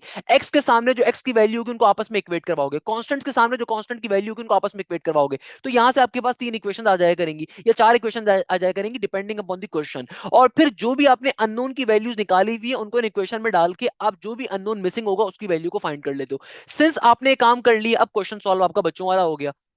अब कुछ भी नहीं बचा आपको। देखो पार्शियल फ्रैक्शन के कॉन्सेप्ट में असल काम ही क्या होता है, अननोन की वैल्यूज को फाइंड करना। अब नेक्स्ट स्टेप में क्या करोगे, नेक्स्ट स्टेप के अंदर इन तमाम वैल्यूज को उठा के इक्वेशन नंबर 1 में डाल दोगे और फिर फाइनली इंटीग्रेशन को अप्लाई करवा दोगे। मतलब बच्चों वाला काम है। अब तो असल काम ही ये चीज था भाई, असल काम ही क्या था, ये चीज था। तो आपने अगर ये वाला काम कर लिया है ना, तो अब तो बच्चों वाला काम है कि भाई इस इक्वेशन के अंदर उठा के तमाम वैल्यूज को डालोगे। ए में ए की वैल्यू डालोगे, बी में बी की वैल्यू डालोगे, सी में सी की वैल्यू डालोगे, फिर इंटीग्रेशन को अप्लाई करके सॉल्व कर लोगे। That's not a difficult task, that's not a difficult thing. असल डिफिकल्टी यहाँ पे होती क्या है कि अननोन को फाइंड करना, अननोन की वैल्यूज को फाइंड करना। तो अब तो असल बच्चों वाली चीज आ गई ना, ए के अंदर ए की वैल्यू डाल दो। ए की वैल्यू क्या है, ए की वैल्यू मेरे पास आ रही है फॉर एग्जांपल नेगेटिव का 9 डिवाइडेड बाय 25। बी की वैल्यू क्या आई थी बेटा, बी की वैल्यू हमारे पास आई है पॉजिटिव का 9 डिवाइडेड बाय 25 सा है ना। और नीचे इसके नीचे फैक्टर क्या था, मैं आपको डायरेक्टली करके भी दिखा देता हूं, वरना ये बहुत बच्चों वाली चीज है, ये तो सिंपल चीज है। ए के नीचे फैक्टर हमारे पास आ रहा है एक्स प्लस का 3। बी के नीचे फैक्टर क्या आ रहा है, बी के नीचे हमारे पास फैक्टर आ रहा है एक्स माइनस का 2 सा है ना। बी के नीचे फैक्टर आ रहा है एक्स माइनस का 2। आगे क्या आ रहा है, आगे आ रहा है सी। सी की वैल्यू किसके बराबर आई थी, सी की वैल्यू हमारे पास आई है, अल्लाह भला करे किसके बराबर, सी कहां गया भाई, सी आ रहा है 16 डिवाइडेड बाय 5 के बराबर। ये रहा सी, सी किसके बराबर है, 16 डिवाइडेड बाय 5 के बराबर है। तो यानी कि सी की वैल्यू किसके बराबर है, 16 डिवाइडेड बाय 25 के बराबर। नीचे होल डिवीजन में क्या होगा, एक्स माइनस 2 का whole square into d x. अब बारी बारी इंटीग्रेशन तमाम टर्म्स पे अप्लाई करवा दोगे, तो इंटीग्रेशन बारी बारी क्या हो जाएगी बेटा, तमाम टर्म्स के ऊपर अप्लाई हो जाएगी। एक दफा अप्लाई होगी 1 divided by x plus 3 into d x के ऊपर, फिर प्लस का 9 बाय 25 कॉन्स्टेंट है पहले लिख दिया, इंटीग्रेशन अप्लाई करवा दोगे 1 divided by x minus 2 into d x के ऊपर, फिर प्लस का 16 डिवाइडेड बाय 25 कॉन्स्टेंट है पहले लिख दो, इंटीग्रेशन सिंपल तरीके से अप्लाई हो जाएगी किसके ऊपर, 1 डिवाइडेड बाय एक्स माइनस 2 के होल स्क्वायर के ऊपर। तो आपने अब कुछ भी नहीं करना, अब तो बच्चों वाली चीज है, तो हलवा खाना है। इंटीग्रेशन अप्लाई करवानी हो अप्लाई करवा दोगे सिंपल वे के अंदर। भाई यहाँ पे एलन शॉर्टकट अप्लाई होगा, यहाँ पे भी एलन शॉर्टकट अप्लाई होगा, और यहाँ पे सिंपल इंटीग्रेशन का पावर फॉर्मूले को अप्लाई करवा दोगे। क्वेश्चन विद इन सेकंड्स के अंदर आपका चुटकी बजा के सॉल्व हो जाएगा। क्या मसले की बात है इसके अंदर। देखो असल चीज ये नहीं है मैंने, अच्छा तो बेटा अभी देखो हम लोगों ने क्वेश्चन नंबर 8 को समझ लिया, हम लोगों ने क्वेश्चन नंबर अपने पास पर्टिकुलरली 8 को जब समझ लिया है ना, तो अब देखो जो उससे मिलता जुलता क्वेश्चन इस एक्सरसाइज के अंदर जो आ रहा है वो क्वेश्चन नंबर 13 है। मैं क्वेश्चन नंबर 9 के ऊपर मूव करवाने से पहले आपको क्वेश्चन नंबर 13 का कॉन्सेप्ट देना चाहूंगा, क्योंकि सेम कॉन्सेप्ट है क्वेश्चन नंबर 8 का भी और क्वेश्चन नंबर 13 का भी।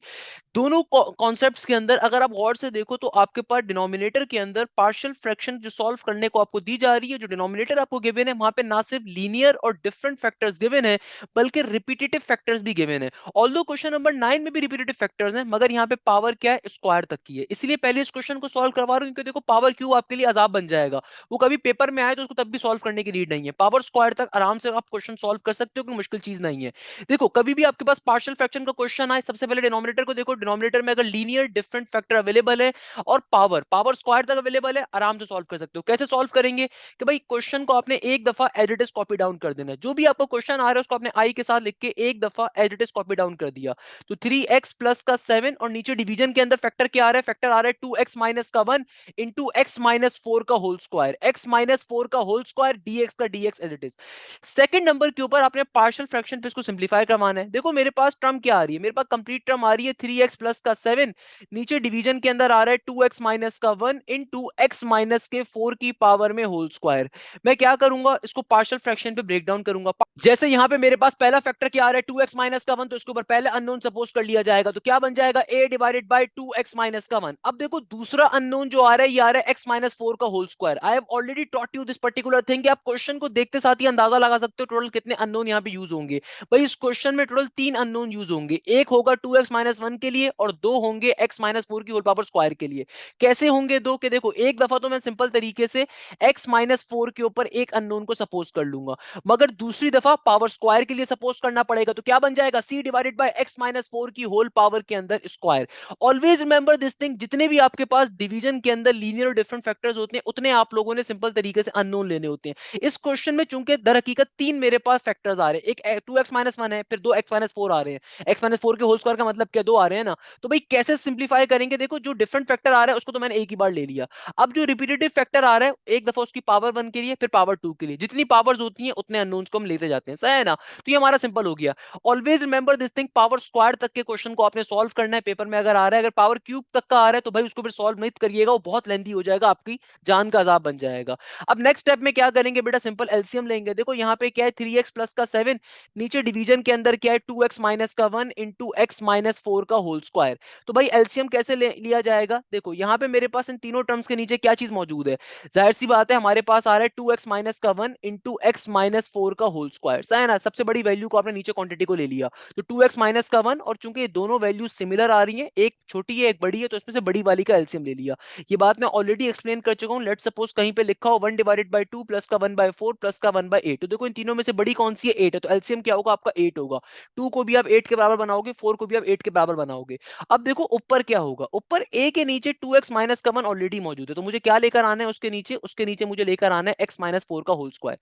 b के पास देखो एक x माइनस 4 की पावर 1 मौजूद है, तो मुझे इसके पास का लेकर आना है, एक तो ये लेकर आना है। ये क्या है? ये आ रहा है 2x माइनस का 1। और दूसरा फैक्टर क्या लेकर आना है इसके पास? दूसरा फैक्टर जो हमें लेकर आना है ना, डेट इज x माइनस का 4 की पावर 1, क्योंकि देखो एक पावर तो मौजूद है ना, तो सिमिलरली मैं x माइनस 4 से एक दफा मल्टीप्लाई करवाऊंगा तो x माइनस 4 का होल स्क्वायर बन जाएगा। सिमिलरली देखो c के पास ऑलरेडी x माइनस 4 का होल स्क्वायर मौजूद है, तो क्या मल्टीप्लाई करवाऊंगा इसके साथ? इसके मल्टीप्लाई करवाऊंगा 2x माइनस 1 को इससे मल्टीप्लाई करवा दूंगा, सही है ना? अब अपने फैक्टर्स को एलसीएम ले लिया, ये नीचे वाली टर्म आपस में कैंसिल आउट हो जाएंगी, तो क्या बन जाएगा? ये हो जाएगा 3x प्लस का 7 इक्वल टू के बाद a का a इंटू एक्स माइनस 4 का होल स्क्वायर प्लस का b as it is into 2x minus का 1 इंटू एक्स माइनस का 4 एज इट इज प्लस का c इंटू 2x माइनस का 1। ये आपकी इक्वेशन नंबर बीटा बन गई है।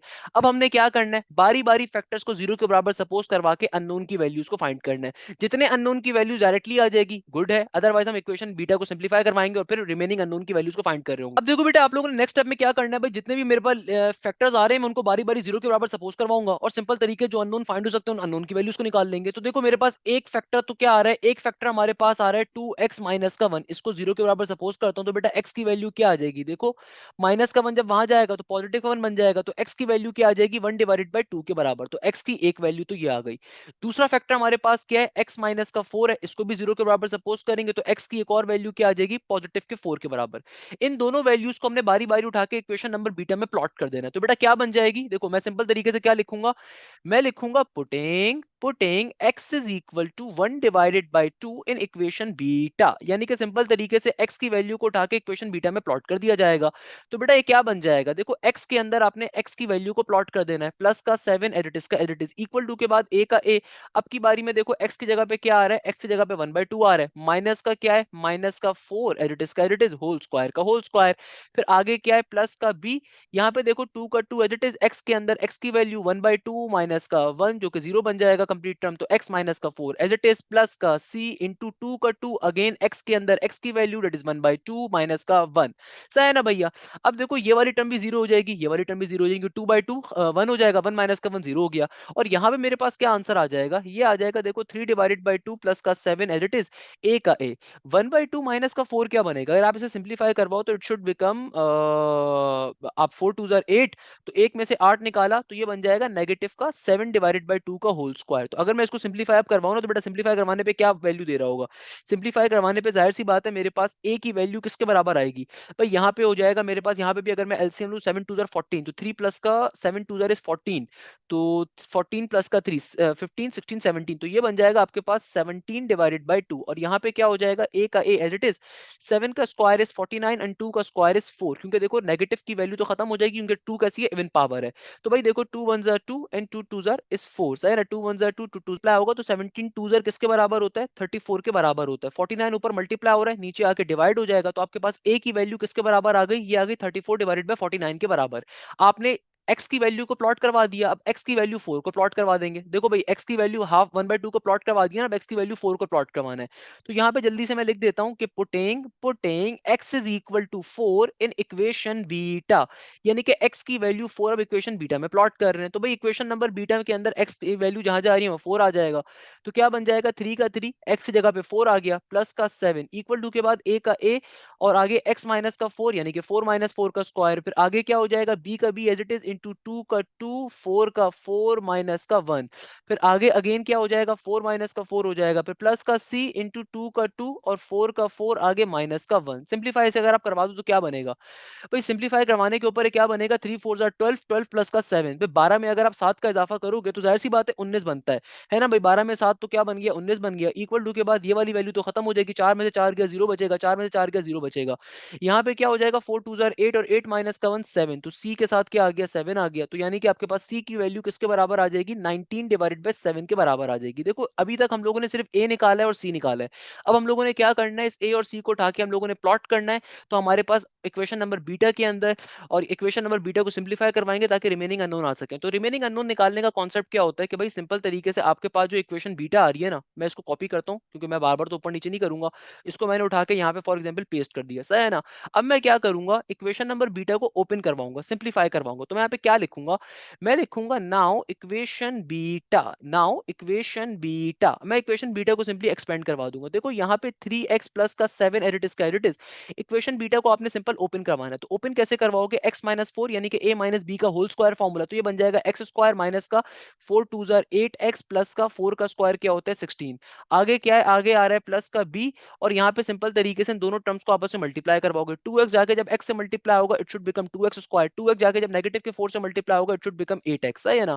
आगे क्या हो जाएगा, नेगेटिव का 1 जब x से मल्टीप्लाई होगा नेगेटिव का x बन गया, नेगेटिव का 1 नेगेटिव के 4 से मल्टीप्लाई होगा पॉजिटिव का 4 बन गया, प्लस का c as it is into 2x minus का 1 एज इट इज का एज इट इज। अब आपने इसको बेसिक सिंप्लीफिकेशन फर्दर करवानी है। तो भाई क्या हो जाएगा, ये हो जाएगा सिंपल, a जाके x स्क्वायर से मल्टीप्लाई होगा तो a x स्क्वायर बन गया, a जाके 8x से मल्टीप्लाई होगा तो ये क्या बन जाएगा 8ax, a जाके 16 से मल्टीप्लाई होगा ये बन जाएगा 16a, b जाके जब 2x स्क्वायर से मल्टीप्लाई होगा तो ये बन जाएगा 2bx स्क्वायर, नेगेटिव का 8x नेगेटिव का x, ये नेगेटिव का 9x बन गया, तो यहाँ पे क्या बन जाएगा नेगेटिव का 9bx।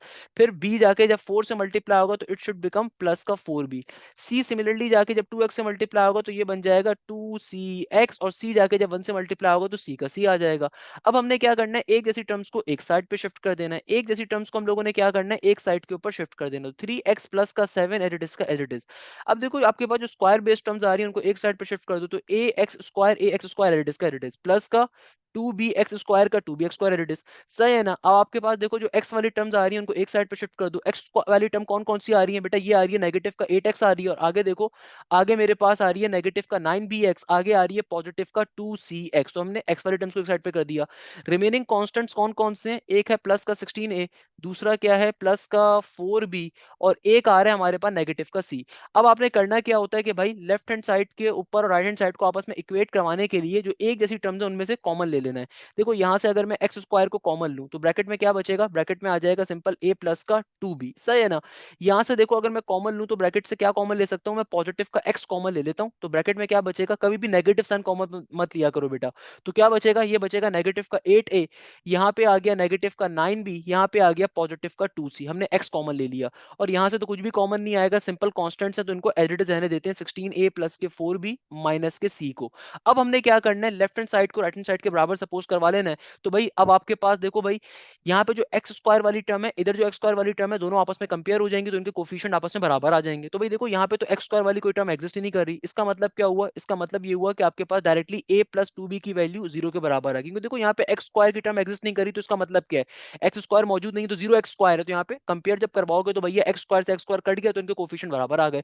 सिमिलरली देखो अब नेक्स्ट स्टेप में क्या करेंगे, ये जो सिंपल एक्स की पावर वाली टर्म है ना, सिंपल एक्स की पावर वाली टर्म, ये आपस में एक दूसरे से कंपेयर हो जाएंगी। तो बेटा एक और इक्वेशन क्या आ जाएगी, सेकंड इक्वेशन आ जाएगी नेगेटिव का 8a नेगेटिव का 9b प्लस का 2c, ये बराबर आ जाएगा किसके 3 के। और जो लास्ट में देखो कांस्टेंट्स को कांस्टेंट से कंपेयर करवा दोगे तो क्या बन जाएगा, ये हो जाएगा आपके पास 16a प्लस का 4b माइनस का c, ये कंपेयर हो जाएगा 7 के साथ। तो ये आपकी पहली इक्वेशन आ गई, ये आपकी दूसरी इक्वेशन आ गई, ये आपकी तीसरी इक्वेशन आ गई। अब आपके पास जो अननोन की वैल्यूज गिवन है उनको उठा के यहाँ पे डालो तो आपको थर्ड अननोन की वैल्यू आ जाएगी। फॉर एग्जाम्पल देखो मेरे पास a की वैल्यू क्या थी, 34/49 आई थी। तो सिंपल तरीके से मुझे मालूम है कि फ्रॉम इक्वेशन नंबर वन, तो equation number one from equation number one, तो भाई इक्वेशन नंबर वन देखो हमसे क्या कहती है कि मेरे पास a की वैल्यू किसके बराबर है, a की वैल्यू आई है 34 डिवाइडेड बाय 17 के, ऐसा ही है ना। हमारे पास किसके बराबर आई है, 34 डिवाइडेड बाय 49 के बराबर आई है, किसके बराबर आई है 34 डिवाइडेड बाय 49 के बराबर आई है। तो यानी कि a की वैल्यू 34/14 है, इसको उठा के मैं इक्वेशन नंबर वन में डाल दूंगा।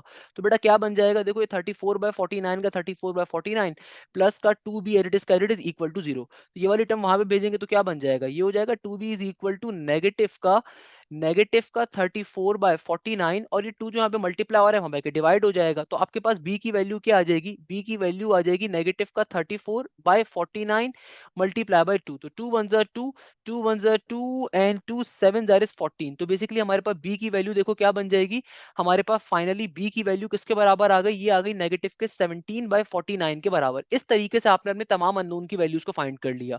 ऑलवेज रिमेंबर दिस थिंग, कभी भी आपके पास लीनियर डिफरेंट फैक्टर और रिपीटेटिव फैक्टर्स होते हैं, तो आपको जो फैक्टर्स गिवन होते हैं जब आप उनको जीरो के बराबर सपोज करवाते हो तो आपके पास कुछ अननोन की वैल्यूज आती हैं, सारे अननोन की वैल्यूज नहीं आती। तो बाकी अननोन की वैल्यूज निकालने के लिए हम क्या करते हैं, अपनी इक्वेशन को सिंप्लीफाई करते हैं, इक्वेशन को एक्सपेंड करवाते हैं, एक जैसी टर्म्स को एक साथ करते हैं, बाकी टर्म्स को एक साथ करते हैं, और फिर इक्वल टू के दोनों तरफ लेफ्ट हैंड साइड को राइट साइड से इक्वेट करवाने के बाद आप इक्वेशंस को फाइंड करते हो, जो आसान इक्वेशन होती है उसके अंदर जो अननोन की वैल्यूज आई हुई होती है उनको प्लॉट करवाते हो, प्लॉट करवाने के बाद जो अननोन नहीं आपको मिला हुआ होता वो अननोन की वैल्यू मिल जाती है। अब फाइनली जब आपको ए बी और सी मिल गए तो अब क्वेश्चन सॉल्व करना बच्चों का काम है। अब फाइनली अब क्या लिखोगे, नाउ इक्वेशन अल्फा बिकम्स, तो भाई सिंपल तरीके से इक्वेशन अल्फा में उठा के सारी वैल्यूज डाल दोगे, इंटीग्रेशन अप्लाई करोगे, क्वेश्चन सॉल्व हो गया। असल चीज सिर्फ और सिर्फ कहानी क्या है बेटा, असल कहानी इसको सिंप्लीफाई करवाना था। तो असल कहानी अब आप खेल चुके हो, अब तो बच्चों वाला काम है कि देखो इक्वेशन अल्फा आपके पास ये आ रही है, तो लेट अस कंसीडर, मैं इसको यहाँ पे कहीं पे लिख देता हूँ ताकि बार बार पेज पलटना ना पड़े हमें। तो भाई देखो सिंपल तरीके से ए में ए की वैल्यू डालते हैं, मुझे पता है कि भाई ए की वैल्यू किसके बराबर है, ए बराबर है हमारे पास सिंपल तरीके से 34/49 के, और नीचे डिवीजन में क्या आ रहा है, डिवीजन में आ रहा है 2x माइनस का 1, प्लस का साइन b की वैल्यू किसके बराबर है, b बराबर आया हमारे पास नेगेटिव के 17/49 के, होल डिवीजन में क्या है x माइनस का 4 है, प्लस का c किसके बराबर था भैया, c की वैल्यू क्या थी, c हमारे पास आ रहा था अल्लाह भला करे 19/7 के, तो c की जगह पे क्या आ जाएगा 19/7 आ जाएगा। होल डिवीजन में क्या है, सिंपल तरीके से x माइनस 4 का होल स्क्वायर आ रहा है। अब आपने काम क्या करना है, सिंपल तरीके से इसको एक्सपेंड करवा दो, आपका क्वेश्चन इंटीग्रेशन अप्लाई करवा के सॉल्व हो जाएगा। तो यानी कि देखो हम लोगों ने सिंपल तरीके से अननोन्स को फाइंड कर लिए। अब अगर आप चाहो तो डायरेक्टली यहीं पे इंटीग्रेशन को अप्लाई करवा के दिखाना तो यहीं पे दिखा दो। तो नेक्स्ट स्टेप में आपका एक क्वेश्चन एक स्टेप आसान हो जाएगा कि भाई सिंपल तरीके से इंटीग्रेशन को बारी बारी तमाम टर्म्स के ऊपर आप स्टैंड करवा दोगे, तो भाई इंटीग्रेशन इस पे भी जाएगी, इस पे भी जाएगी, इस पे भी जाएगी, तो भाई ये क्या बन जाएगा, ये हो जाएगा सिंपल 34/49, और इंटीग्रेशन अप्लाई हो जाएगी 1/2x-1 इंटू डी एक्स के ऊपर। फिर नेगेटिव का 17/49 कांस्टेंट है, इंटीग्रेशन अप्लाई हो जाएगी 1/x-4 इंटू डी एक्स के ऊपर। फिर हमारे पास इंटीग्रेशन ये 19/7 को पहले लिख देते हैं, इंटीग्रेशन अप्लाई हो जाएगी 1/x-4 के होल स्क्वायर के ऊपर इंटू dx का dx। तो भाई सिंपल वे में आपने इंटीग्रेशन को एक्सपेंड करवा देना है, क्वेश्चन आपका विद इन सेकंड्स के अंदर सॉल्व हो जाएगा। इंटीग्रेशन कैसे लोगे भाई, 1/2x-1 के ऊपर ln शॉर्टकट को अप्लाई करो, 2x-1 का ऊपर डेरिवेटिव 2 होना चाहिए जो कि भी एग्जिस्ट नहीं कर रहा, तो पहले मल्टीप्लाई डिवाइड करके लेकर आ जाऊंगा मैं। तो 1/2 से मल्टीप्लाई करवाया, 2 से मल्टीप्लाई 2 से डिवाइड करवाना है ताकि मेरे पास ऊपर डेरिवेटिव कंप्लीट हो जाए, तो ऊपर डेरिवेटिव कंप्लीट हो जाएगा, फिर एलन शॉर्टकट का फॉर्मूला अप्लाई करवाओगे। जल्दबाजी नहीं करनी कोई भी भाई, आसानी से काम करना है। असल काम अब हो गया, अब तो बच्चों वाला काम है। यहाँ पे डायरेक्टली इंटीग्रेशन अप्लाई करवा दोगे तो क्या बन जाएगा, ये हो जाएगा एलन एक्स माइनस का 4 डायरेक्टली। और यहाँ पे अगेन हम क्या करेंगे, नीचे वाली टर्म को नीचे से ऊपर शिफ्ट करूंगा क्योंकि देखो पावर स्क्वायर आ रहा है, तो पावर स्क्वायर के ऊपर एलन शॉर्टकट अप्लाई नहीं हो सकता, पावर 1 पे होता है सिर्फ। नीचे से ऊपर भेजेंगे तो क्या बन जाएगा, ऊपर जाके ये बन जाएगा x-4 की होल पावर में नेगेटिव का 2 इंटू डी एक्स का dx। अब आप बैठ के नेक्स्ट स्टेप में इसको सिंप्लीफाई करवा दो, सिंप्लीफाई करवाओगे तो क्या बन जाएगा, ये हो जाएगा 34 का 34, 49 को 2 से मल्टीप्लाई करवाओगे तो जाहिर सी बात है क्या बनेगा यार, ये आपका 98 होना चाहिए, बट चलो मल्टीप्लाई करवा के लिखना चाहते हो मल्टीप्लाई करवा के लिख दो, तो 49 इंटू 2 का 2 एडिट आ गया, यानी कि 49 को 2 से मल्टीप्लाई करवाना है, बाद में करवा देंगे।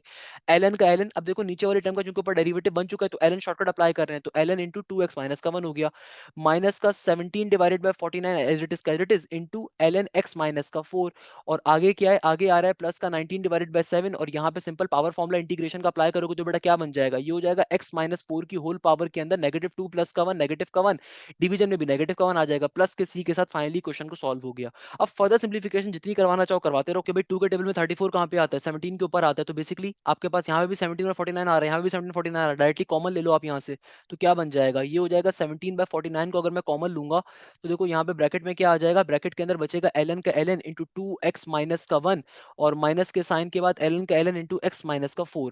और देखो ये मेरा सिंपल तरीके से मैंने इन दो टर्म्स के अंदर से 17/49 को कॉमन ले लिया, और यहाँ पे बाहर क्या है देखो, -1 जब नीचे से ऊपर जाएगा तो नेगेटिव साइन क्या कर देगा, प्लस माइनस माइनस हो जाएगा ना, तो मेरे पास यहाँ पे क्या आ जाएगा, सिंपल नेगेटिव बचेगा, नेगेटिव का 19/7 एज इट इज, और ये x-4 की होल पावर -1 है, इसको अगर ऊपर से नीचे भेजेंगे तो नीचे आके इसका साइन क्या हो जाएगा, कन्वर्ट हो जाएगा प्लस के c के साथ, ये इस क्वेश्चन का आंसर हो सकता है। या चाहो तो इसे फर्दर सिंप्लीफाई भी करवा सकते हो कि 17/49 का 17/49 एज इट इज, एलन की प्रॉपर्टी होती है, लॉगरिथम की प्रॉपर्टी होती है, whenever two logarithm are subtracting with each other, तो आप लॉगरिथम को एक ही बार लिखते हो और सिंपल तरीके से दोनों लॉगरिथम सबट्रैक्ट हो रहे होते हैं, डिवीजन की फॉर्म पे चले जाते हैं, तो क्या बन जाएगा, ऊपर आ जाएगा 2x माइनस का 1, नीचे डिवीजन डिवीजन में आ जाएगा x माइनस का 4, और ब्रैकेट के बाहर क्या मौजूद है, ब्रैकेट के बाहर मौजूद है नेगेटिव का 19 divided by 7 into x minus का 4, आगे प्लस का c एरिडिस का एरिडिस। ये क्वेश्चन हमारा क्या हो गया यहाँ पे, सॉल्व हो गया। इस तरीके से हमारा आंसर क्या आ जाएगा, क्वेश्चन सॉल्व हो गया तो हमारा बेटा यहाँ पे आंसर आ जाएगा, सही है ना। तो इस तरीके से हमारा क्वेश्चन क्या हो गया, सॉल्व हो गया। देखो अगेन एक चीज ध्यान में रखिएगा कि बेटा कभी भी आपके पास इंटीग्रेशन बाय पार्शियल फ्रैक्शन का अगर क्वेश्चन आ रहा है, तो भाई अगर तो पावर 2 तक क्वेश्चन आ रहा है तो चलो इसको फिर भी बंदा सॉल्व कर सकता है 15 मिनट के अंदर, 10 मिनट के अंदर। बट अगर इससे बड़ी पावर का क्वेश्चन आ रहा है तो अभी आप देखोगे वो कितना लेंदी होता है, तो भाई उनको फिर सॉल्व करने की आपको खुदारा नीड नहीं है, ये सिंपल सा कॉन्सेप्ट है, तो फिर भी आप सॉल्व कर लोगे। हमेशा याद रखिएगा आज की क्लास में हम लोगों ने क्या पढ़ा, कभी भी अगर आपके पास लीनियर डिफरेंट और रिपीटेटिव फैक्टर्स आ रहे होते हैं, जितने भी आपके पास लीनियर डिफरेंट रिपीटेटिव फैक्टर्स होते हैं उतने अननोन हम सपोज करते हैं। दूसरे नंबर पे मैंने खास बात आपको क्या पढ़ाई कि देखो जितने फैक्टर्स होंगे जब उनको जीरो पे सपोज करवाओगे तो आपके पास कुछ अननोन की वैल्यूज आएंगी, सबकी नहीं आएंगी। तो सबकी वैल्यूज निकालने के लिए हम क्या करते हैं, बारी बारी फिर अपनी इक्वेशन को सिंप्लीफाई करवाते हैं। इक्वेशन को आप सिंप्लीफाई करवाने के बाद फिर पर्टिकुलरली जो अननोन्स निकाल चुके होते हैं उनको उसमें आप प्लॉट करवाते हो, और देन आपके पास फाइनली वैल्यूज आती हैं। Once you have the unknown, then आपका क्वेश्चन सॉल्व करना हलवा है। क्लियर है मेरा प्यारा बेटा, मुझे बताओ उसमें क्या मुश्किल बात है। लोग कहते हैं पार्शियल फ्रैक्शन मुश्किल है, मैं नहीं कहता पार्शियल फ्रैक्शन मुश्किल है। Partial fraction is a bit lengthy thing, otherwise बहुत सिंपल कॉन्सेप्ट है, बहुत सिंपल चीज है। मैं हमेशा बच्चों को रिकमेंड करता हूं बेटा पेपर के अंदर कभी पार्शियल फ्रैक्शन का क्वेश्चन आए, अगर उसके अलावा कोई क्वेश्चन अटेम्प्ट कर सके तो हमेशा उसके ऊपर जाएगा, इसलिए आगे सॉल्व नहीं करवाएगा, ये तो बच्चों वाली चीजें खुद से सॉल्व हो जाएगी। असल चीज क्या है, ये वाला कॉन्सेप्ट। तो भाई इस कॉन्सेप्ट को अगर मजीद समझना है ना तो नेक्स्ट क्वेश्चन उसके लिए बहुत मजे की चीज है। मैंने जानबूझ के आपको नेक्स्ट क्वेश्चन के ऊपर लेके जा रहा हूं कि भाई अगर इस चीज को समझना है ना तो नेक्स्ट क्वेश्चन उसके लिए बहुत मजे की टर्म है कि भाई नेक्स्ट क्वेश्चन में यहाँ पे पावर क्यूब आ रही है। अब देखो अभी तक जितनी बातें हम लोगों ने समझी है ना, मुझे मालूम है भी आपके लिए हजम करना थोड़ा मुश्किल है, आपको बात थोड़ी क्लियर नहीं हो पा रही होगी, आपको मजा नहीं आ रहा होगा, आपको लग रहा होगा पता नहीं सर क्या बोरिंग चीज पढ़ रहे हैं। मगर मेरा बेटा याद रखिएगा ये वाले क्वेश्चन अगर पेपर में आ जाए ना तो तोते उड़ जाते हैं, पहले बता रहा हूं, और आपके पास चॉइस भी अवेलेबल ना हो, तो इसलिए आपको क्वेश्चन आने चाहिए। अगर पेपर में आपके पास चॉइस अवेलेबल हो तो मैं हमेशा बच्चों से कहता हूं कि भाई पार्शियल फ्रैक्शन के कॉन्सेप्ट को छोड़ दो फिर वहां पे, अगर चॉइस अवेलेबल है। अगर चॉइस अवेलेबल नहीं है तो फिर तो सॉल्व करना मजबूरी है, और कोई मुश्किल चीज नहीं है। देखो सबसे पहला काम क्या करना है, हमेशा क्वेश्चन को समझो। आपके पास यहाँ पे डिनोमिनेटर के अंदर लीनियर और डिफरेंट फैक्टर्स तो आ रहे हैं, मगर कैसे फैक्टर्स हैं, रिपीटेटिव फैक्टर्स हैं। तो रिपीटेटिव फैक्टर का कॉन्सेप्ट क्या होता है, देखो ये आसान कॉन्सेप्ट है। रिपीटेटिव फैक्टर का कॉन्सेप्ट ये होता है कि आज की क्लास में जो हम पढ़ रहे हैं ना कि लीनियर और डिफरेंट फैक्टर्स तो हैं, मगर कैसे हैं, रिपीटेटिव फैक्टर्स हैं। तो रिपीटेटिव फैक्टर्स के अंदर हमेशा हम लोग क्या काम करेंगे कि जितने भी रिपीटेटिव फैक्टर्स होते हैं ना उतने हम लोगों ने अननोन्स लेने होते हैं। अब देखो फॉर एग्जांपल सबसे पहले क्वेश्चन को आपने क्या करना है, आई के बराबर सपोज करवा के लिख दिया। मेरा जो भी क्वेश्चन आ रहा है इसको हमने एज इट इज एक दफा आई के बराबर करवा के लिख दिया। तो ये बन जाएगा 7x² माइनस का 2x प्लस का 5, और देखो नीचे डिवीजन में क्या है, नीचे डिवीजन में आ रहा है x माइनस का 6 इंटू एक्स माइनस के 3 की whole power cube into dx का dx। क्लियर है बेटा। अच्छा भाई, अब क्या करेंगे सर, अब देखो जो नेक्स्ट काम आपने करना है ना, उस नेक्स्ट काम में आप लोगों ने एक बहुत बेहतरीन काम कर लेना है। वो बेहतरीन काम क्या है, अब पार्शियल फ्रैक्शन पे ब्रेक करवाना है। अब देखो पार्शियल फ्रैक्शन पे इस क्वेश्चन को कैसे ब्रेक करवाओगे कि ये क्वेश्चन आ रहा है 7x² माइनस का 2x प्लस का 5। नीचे डिवीजन में क्या है, नीचे डिवीजन के अंदर है x माइनस का 6 इंटू एक्स माइनस के 3 की होल पावर में क्यूब। अब देखो कैसे ब्रेक करवाओगे, मैंने क्या बताया था कि यहाँ पे देखो टोटल कितने अननोन्स आएंगे, टोटल 4 अननोन्स आएंगे। क्यों सर, आपको कैसे पता, देखो एक अननोन तो होगा सिंपल इस लीनियर और डिफरेंट फैक्टर का, और बाकी 3 अननोन होंगे इसके लिए, सही है ना, जिसके ऊपर बड़ी पावर आ रही है इसके लिए 3 अननोन होंगे। तो क्या बन जाएगा, ये हो जाएगा a divided by x minus का 6 एक दफा, फिर b अननोन जो होगा वो आप एक दफा लोगे सिंपल x माइनस 3 के ऊपर, फिर एक अननोन लोगे आप इसकी पावर स्क्वायर के ऊपर x माइनस 3 के होल स्क्वायर के ऊपर, फिर आप एक अननोन लोगे किसके ऊपर, इसकी पावर क्यूब के ऊपर, तो x माइनस 3 की होल पावर क्यूब के ऊपर भी एक अननोन लोगे। टोटल कितने अननोन आएंगे, टोटल 4 अननोन आएंगे हमारे पास। तो हमने इसको देखो ब्रेक डाउन करवा दिया। अब देखो इसकी, अब हमने नेक्स्ट स्टेप में क्या करना है, एलसीएम लेना है। अक्सर बच्चे इसके एलसीएम में भी कंफ्यूज हो जाते हैं। देखो एलसीएम इसका बहुत ही सिंपल है, कोई मुश्किल नहीं है कि देखो यहाँ पे मेरे पास क्या है, 7x² माइनस का 2x प्लस का 5, नीचे डिवीजन में क्या है, नीचे डिवीजन में आ रहा है x माइनस का 6 इंटू एक्स माइनस के 3 का होल क्यूब। अब देखो अगर मैं एलसीएम लूंगा ना तो भाई मेरे पास ये x माइनस थ्री का होल स्क्वायर, x-3 का होल क्यूब, ये एक ही टर्म की हाईएस्ट पावर आ रही है। तो इसका मतलब हायर वैल्यू इसका एलसीएम क्या होगा, x-3 का होल क्यूब होगा, और एक डिफरेंट वैल्यू के x-6। यानी कि एलसीएम के अंदर नीचे डिवीजन में मेरे पास क्या क्या वैल्यूज होंगी, देखो लॉजिकली समझो। फॉर एग्जांपल कहीं पे लिखा हुआ हो 1/2 प्लस का 1/4 प्लस का 1/8, तो भाई ऐसी तीनों टर्म्स का एलसीएम क्या होगा, भाई एलसीएम में नीचे 8 होना चाहिए, क्योंकि देखो तीनों एक ही टेबल की आ रही है टर्म, तो बड़ी वैल्यू क्या 8, तो एलसीएम क्या होगा 8 का होगा। सिमिलरली देखो ये तीन तो एटलीस्ट एक्स माइनस थ्री की पावर की आ रही है ना, तो इसका आपका एलसीएम क्या होगा एक्स माइनस थ्री का क्यूब। यानी कि नीचे डिवीजन में एक जो डिफरेंट वैल्यू है वो एक्स माइनस सिक्स है, बाकी वैल्यू तो सिमिलर ही आ रही है, तो भाई उसके अंदर जो हाईएस्ट वैल्यू आ रही है उसको हम कंसीडर कर लेते हैं। अब देखो एलसीएम कैसे लेंगे, देखो ए के पास ऑलरेडी एक्स माइनस का सिक्स मौजूद था, तो इसको क्या चाहिए होगा, इसको सिंपल सिर्फ एक्स माइनस के थ्री की पावर क्यूब चाहिए। सिमिलरली देखो बी के पास x माइनस का थ्री मौजूद है, यानी कि एक पावर बी के पास मौजूद है, इसको क्या चाहिए, दो पावर्स आई होंगी, क्योंकि जब जाहिर सी बात है ना x माइनस थ्री को मैं x माइनस थ्री के स्क्वायर से मल्टीप्लाई करवाऊंगा तो x माइनस थ्री का क्यूब बनेगा, यानी कि b को मैं मल्टीप्लाई करवाऊंगा x माइनस सिक्स के साथ और x माइनस थ्री के स्क्वायर के साथ, सही है ना। सिमिलरली देखो c के पास क्या ऑलरेडी मौजूद है, देखो c के पास ऑलरेडी क्या मौजूद है, c के पास ऑलरेडी x माइनस थ्री का होल स्क्वायर मौजूद है, जाहिर सी बात है इसको सिंपल x माइनस थ्री से मल्टीप्लाई करवाएंगे तो x माइनस थ्री की होल पावर क्यूब बन जाएगा। और क्या चीज नहीं मौजूद, x माइनस सिक्स नहीं मौजूद, तो x माइनस सिक्स से मल्टीप्लाई करवाना पड़ेगा। डी के पास देखो x माइनस थ्री का होल क्यूब मौजूद है, तो क्या चीज नहीं मौजूद, x माइनस का सिक्स नहीं मौजूद, तो x माइनस सिक्स से मल्टीप्लाई डिवाइड होगा। देखो दिखने में मुश्किल लग रहा है बट बिलीव भी बहुत आसान है, आप जब खुद से करोगे आप इजीली कर सकते हो, बेसिक एलसीएम ले रहे हैं यार, नर्सरी क्लास से एलसीएम तो पढ़ाया जाता है। अब देखो नीचे वाले एलसीएम सिमिलर हो गए, हमेशा एलसीएम पार्शियल फ्रैक्शन में नीचे वाले टर्म का सिमिलर बनना चाहिए, तो आपस में कैंसिल आउट हो गए। तो आपके पास फाइनली इक्वेशन बीटा क्या बन गई, इक्वेशन बीटा हमारे पास आ जाएगी सेवन एक्स स्क्वायर माइनस का टू एक्स प्लस का फाइव इक्वल टू के बाद ए इंटू यहाँ पे आ जाएगा x माइनस थ्री का होल क्यूब, आगे आ जाएगा b का b इंटू एक्स माइनस का six into into x minus three का होल स्क्वायर, आगे हो जाएगा प्लस का c इंटू एक्स माइनस का थ्री इंटू एक्स माइनस का सिक्स प्लस का d इंटू एक्स माइनस का सिक्स। ये आपकी इक्वेशन नंबर बीटा बन गई। अब देखो भाई लोग पार्शियल फ्रैक्शन से इसलिए भागते हैं क्योंकि डिफिकल्ट होने लगता है, हालांकि डिफिकल्ट नहीं है, लेंदी मैं कहूंगा, डिफिकल्ट बिल्कुल नहीं है, बच्चों वाली मैथ्स है, अलजेब्रिक मैथ्स होती है। अब देखो हमने क्या करना होता है, नेक्स्ट स्टेप हमारा क्या होता है कि जितने भी फैक्टर्स आ रहे हैं उनको बारी बारी जीरो पे सपोज करवा के अननोन की वैल्यूज निकालेंगे। अब देखो टेक्निकली हमारे पास यहाँ पे फैक्टर्स आपको चार दिख रहे हैं, मगर हैं तो दो ही फैक्टर्स ना भाई, एक तो रिपीटेटिव फैक्टर है ना, एक्स माइनस तो रिपीटेटिव है, तो यानी कि मेरे पास एक फैक्टर क्या है एक्स माइनस का सिक्स, इसको जीरो पे सपोज करा तो एक्स की वैल्यू आ जाएगी पॉजिटिव का सिक्स, और दूसरा फैक्टर क्या आ रहा है, दूसरा फैक्टर आ रहा है एक्स माइनस का थ्री, इसको भी जीरो पे सपोज करा तो एक्स की वैल्यू क्या आ जाएगी पॉजिटिव का थ्री आ जाएगी।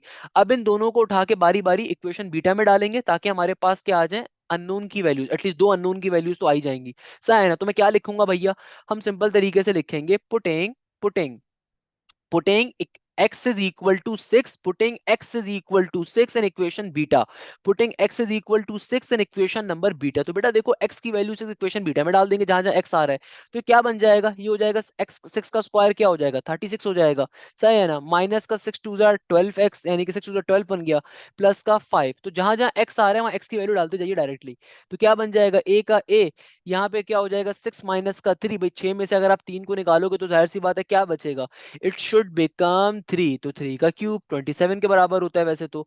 आगे क्या है बी का बी इंटू एक्स माइनस का सिक्स, तो सिक्स माइनस का सिक्स इंटू सिक्स माइनस का थ्री यानी कि थ्री का स्क्वायर, आगे आ रहा है सी का सी, आगे क्या हो जाएगा सिक्स माइनस का थ्री यानी कि थ्री, सिक्स माइनस का सिक्स यानी कि जीरो हो जाएगा, डायरेक्टली लिख दो यार ऑलरेडी क्योंकि बहुत लेंदी क्वेश्चन है, प्लस का डी एडिट आगे क्या हो जाएगा सिक्स माइनस का सिक्स, तो देखो ये भी कैंसिल आउट हो गया, ये भी कैंसिल आउट हो गया, ये भी कैंसिल आउट हो गया, डायरेक्टली क्या बन गया 36 को 7 से मल्टीप्लाई करवा दीजिए, कैलकुलेटर अवेलेबल होना चाहिए आपके पास, 36 को सिंपल तरीके से 7 से मल्टीप्लाई करवाओ, माइनस 12 करवाओ प्लस का 5 करवाओ, तो as far as I know के डायरेक्टली आपके पास यहाँ पे ए की वैल्यू क्या आ जाएगी, ए की वैल्यू आपके पास आनी चाहिए, थ्री का क्यूब 27 हो गया और यहाँ पे 245 शायद बन रहा होगा, 240 बन रहा होगा, नहीं 245 भी बन रहा होगा, सही है, तो यहाँ पे आपके पास क्या बन गया ये 245 डिवाइडेड बाई 27, तो ए की वैल्यू आपके पास आ जाएगी।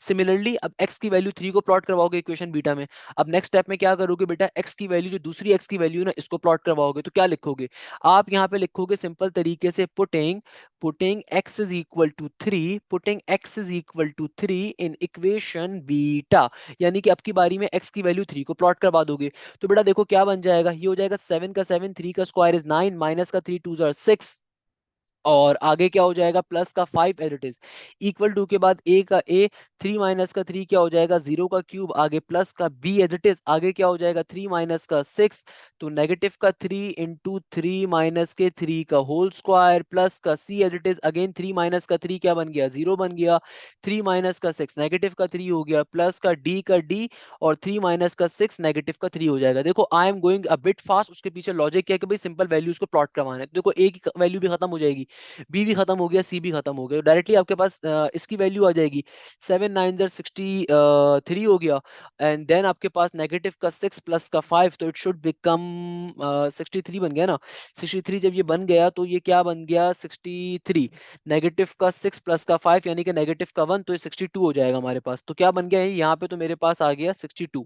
इधर क्या हो जाएगा, देखो यहाँ पे मेरे पास डी से क्या हो रहा है भैया, डी के अंदर आपने 3 माइनस का जब 6 करवाया तो जाहिर सी बात है आपके पास नेगेटिव का 3 आना चाहिए। नेगेटिव का 3 आ रहा है तो नेगेटिव का 3 हमें मल्टीप्लाई हो रहा है, हमारे डिवाइड हो जाएगा। तो आपके पास डी की वैल्यू क्या आ जाएगी 62 डिवाइडेड बाई 3, नेगेटिव का 62 डिवाइडेड बाई 3 बननी चाहिए। ऐसे ही है ना भैया, 3 में से जब 6 को माइनस करवाओगे तो जाहिर सी बात है इट शुड बिकम नेगेटिव का 3।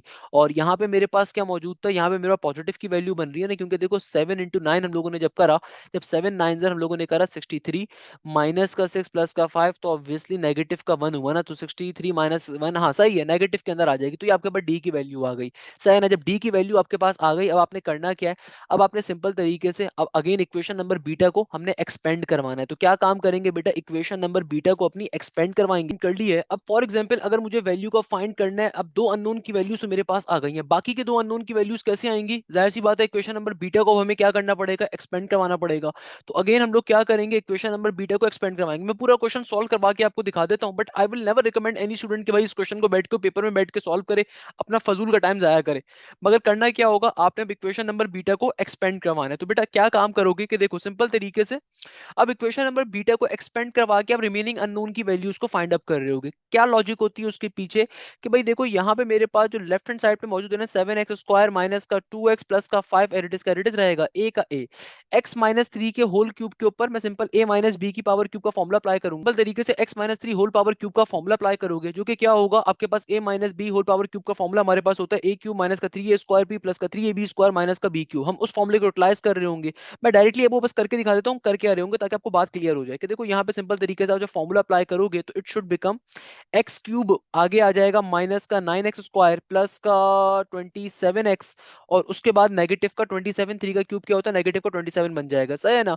इसी तरीके से यहाँ पे पहले आप x माइनस 3 के होल स्क्वायर को ओपन करवाओगे और फिर आप उसको x माइनस के 6 से मल्टीप्लाई करवा रहे होगे। तो again I will never recommend कि इतना बड़ा क्वेश्चन आप पेपर के अंदर आप लोग बैठ के सॉल्व करो। तो मैं कभी ये चीज रिकमेंड नहीं करूंगा बेटा, मैं बात ओपनली बता देता हूँ कि भाई आपको सॉल्व पेपर में करने की नीड नहीं है। तो क्या बन जाएगा, ये बन जाएगा x² माइनस का 3 2 6x प्लस का 9 बन जाएगा। सही है ना। सिमिलरली आगे क्या हो जाएगा, c के अंदर फिर आप इन दो ब्रैकेट्स को आपस में सिंप्लीफाई करवाओगे तो ये आपके पास हो जाएगा simple x into x, x² के बराबर आ जाएगा। x जाके नेगेटिव के 6x से मल्टीप्लाई होगा, फिर नेगेटिव का 3 जाके x से मल्टीप्लाई होगा, फिर नेगेटिव नेगेटिव पॉजिटिव का 6 3 18 हो जाएगा, प्लस का d इंटू एक्स माइनस का 6 बन जाएगा। सही है ना। अब आपने करना क्या है कि भाई x क्यूब वाली वैल्यूज को एक साइड पे शिफ्ट करोगे, सिंपल x² वाली वैल्यूज को एक साइड पे शिफ्ट करोगे, सिंपल x वाली वैल्यूज को एक साइड पे शिफ्ट करोगे, कांस्टेंट्स को एक साइड पे शिफ्ट करोगे, और फिर इक्वल टू के इस तरफ तमाम वैल्यूज के कोफिशिएंट्स को आपस में कंपेयर बैक करवाओगे तो आपके पास यहाँ से चार इक्वेशंस आ जाएंगी। एक्स क्यूब वाली एक्स क्यूब से कंपेयर करवाओगे तो जाहिर सी बात है भाई वो आपके पास फॉर एग्जांपल क्या आएंगी, मैं डायरेक्टली आपको इक्वेशन बता देता हूँ जो इक्वेशंस बन रही होंगी। a प्लस बी की वैल्यू 0 के बराबर एक तो इक्वेशन आएगी। दूसरी इक्वेशन हमारे पास जो फॉर्म होनी चाहिए ये फॉर्म हो रही होगी हमारे पास नेगेटिव का 9a माइनस का 12b प्लस का c, और इक्वल टू के इस तरफ क्या मौजूद है, x² के साथ क्या मौजूद है, पॉजिटिव का 7 मौजूद है, ये आपस में कंपेयर हो जाएगा। सिमिलरली हमारे पास जो c वाली टर्म है वो c वाली टर्म से कंपेयर बैक करवाई जाएगी। देखो बेटा जो आपके पास सिंपल यहाँ पे आपके पास x वाले वैल्यूज होंगी वो x वाली वैल्यूज आपस में कंपेयर करवाओगे तो क्या बन जाएगा। मैं आपको डायरेक्टली आंसर इसलिए बता रहा हूँ कि भाई आपको सॉल्व करने की नीड नहीं है, अल्लाह का वास्ता है भाई इसको सॉल्व करने के ऊपर मत चले जाइएगा, अदरवाइज आपकी जिंदगी निकल जाएगी पेपर के दरमियान ही। सही है ना। तो ये आपके पास आ जाएगी फॉर एग्जाम्पल 27a, क्योंकि मैंने अपने पास अलग से सॉल्व कर चुका था उसको, इसलिए मैं आपको डायरेक्टली बता देता हूँ। ये हो जाएगा 45b, आगे मेरे पास आ रहा होगा माइनस का 9c और प्लस का डी, ये कंपेयर हो जाएगा किसके साथ, ये कंपेयर होगा हमारे पास नेगेटिव के 2 के साथ, और फिर कांस्टेंट कांस्टेंट्स आपस में कंपेयर होंगे तो 5 बेसिकली कंपेयर हो जाएगा आपके पास सिंपल तरीके से। ये हो जाएगा हमारे पास नेगेटिव का 27a, नेगेटिव का 54b, प्लस का 18c, माइनस का 6d। इस तरीके से आपके पास ये चार इक्वेशंस आ जाएंगी। जब ये चार की चार इक्वेशंस आपके पास फॉर्म हो जाएंगी फाइनली, उसके बाद आपने क्या करना होगा, जिन दो अननोन की वैल्यूज हम निकाल चुके हैं, इन दो पर्टिकुलर अननोन्स को उठा के हम लोग यहाँ पे प्लॉट करेंगे। प्लॉट करने के बाद हम बाकी के रिमेनिंग दो अननोन की वैल्यूज को फाइंड करेंगे, और फिर मेरे पास चारों अननोन की जब वैल्यूज आ जाएंगी तो मैं फाइनली अपनी इक्वेशन नंबर 1 में तमाम वैल्यूज को डाल रहा हूँ। मगर always remember this thing, this question is a big cross from my side, because paper में कभी भी अगर ये क्वेश्चन आ भी जाए ना, सॉल्व करने की नीड नहीं है भाई, उसके अलावा कुछ और कहीं और डायमेंशन में निकल जाना। ये क्वेश्चन खाली बताने के पीछे लॉजिक क्या है कि देखो मुश्किल नहीं है मगर लेंदी बहुत है, आपका टाइम काफी कंज्यूम हो जाएगा, एटलीस्ट आपका 20 टू आपके 30 मिनट इस क्वेश्चन को सॉल्व करने में लग जाएंगे। तो भाई उससे बहुत बेहतर ये है कि आप बाकी तमाम क्वेश्चन को सिंप्लीफाई करो। पार्शियल फ्रैक्शन में अगर इतना लेंदी क्वेश्चन आ रहा है, सॉल्व करने की नीड नहीं है भाई, हमने उससे आसान क्वेश्चन कवर अप कर लिए। हमने एक सिंपल पावर वाला, अगर एक कभी भी लीनियर और डिफरेंट फैक्टर का क्वेश्चन आ रहा है, लीनियर डिफरेंट और रिपीटेटिव फैक्टर का क्वेश्चन आ रहा है, वो हमने बहुत तरीके से देख लिया, तो ये क्वेश्चन सॉल्व करने की नीड ही नहीं है आपको। क्या जरूरत है इस क्वेश्चन को सॉल्व करने की, जब आपने लीनियर डिफरेंट फैक्टर के कॉन्सेप्ट को समझ लिया, तो ये क्वेश्चन तो आपके लिए हलवा है फिर। क्लियर है मेरा प्यारा बेटा? तो कहने का मकसद ये है कि भाई आज की क्लास के अंदर मैंने आपको ना सिर्फ सिंपल लीनियर डिफरेंट फैक्टर के कॉन्सेप्ट को पार्शियल फ्रैक्शन में डिस्कस किया, बल्कि लीनियर डिफरेंट और रिपीटेटिव फैक्टर कभी आ जाए उसको भी डिस्कस किया।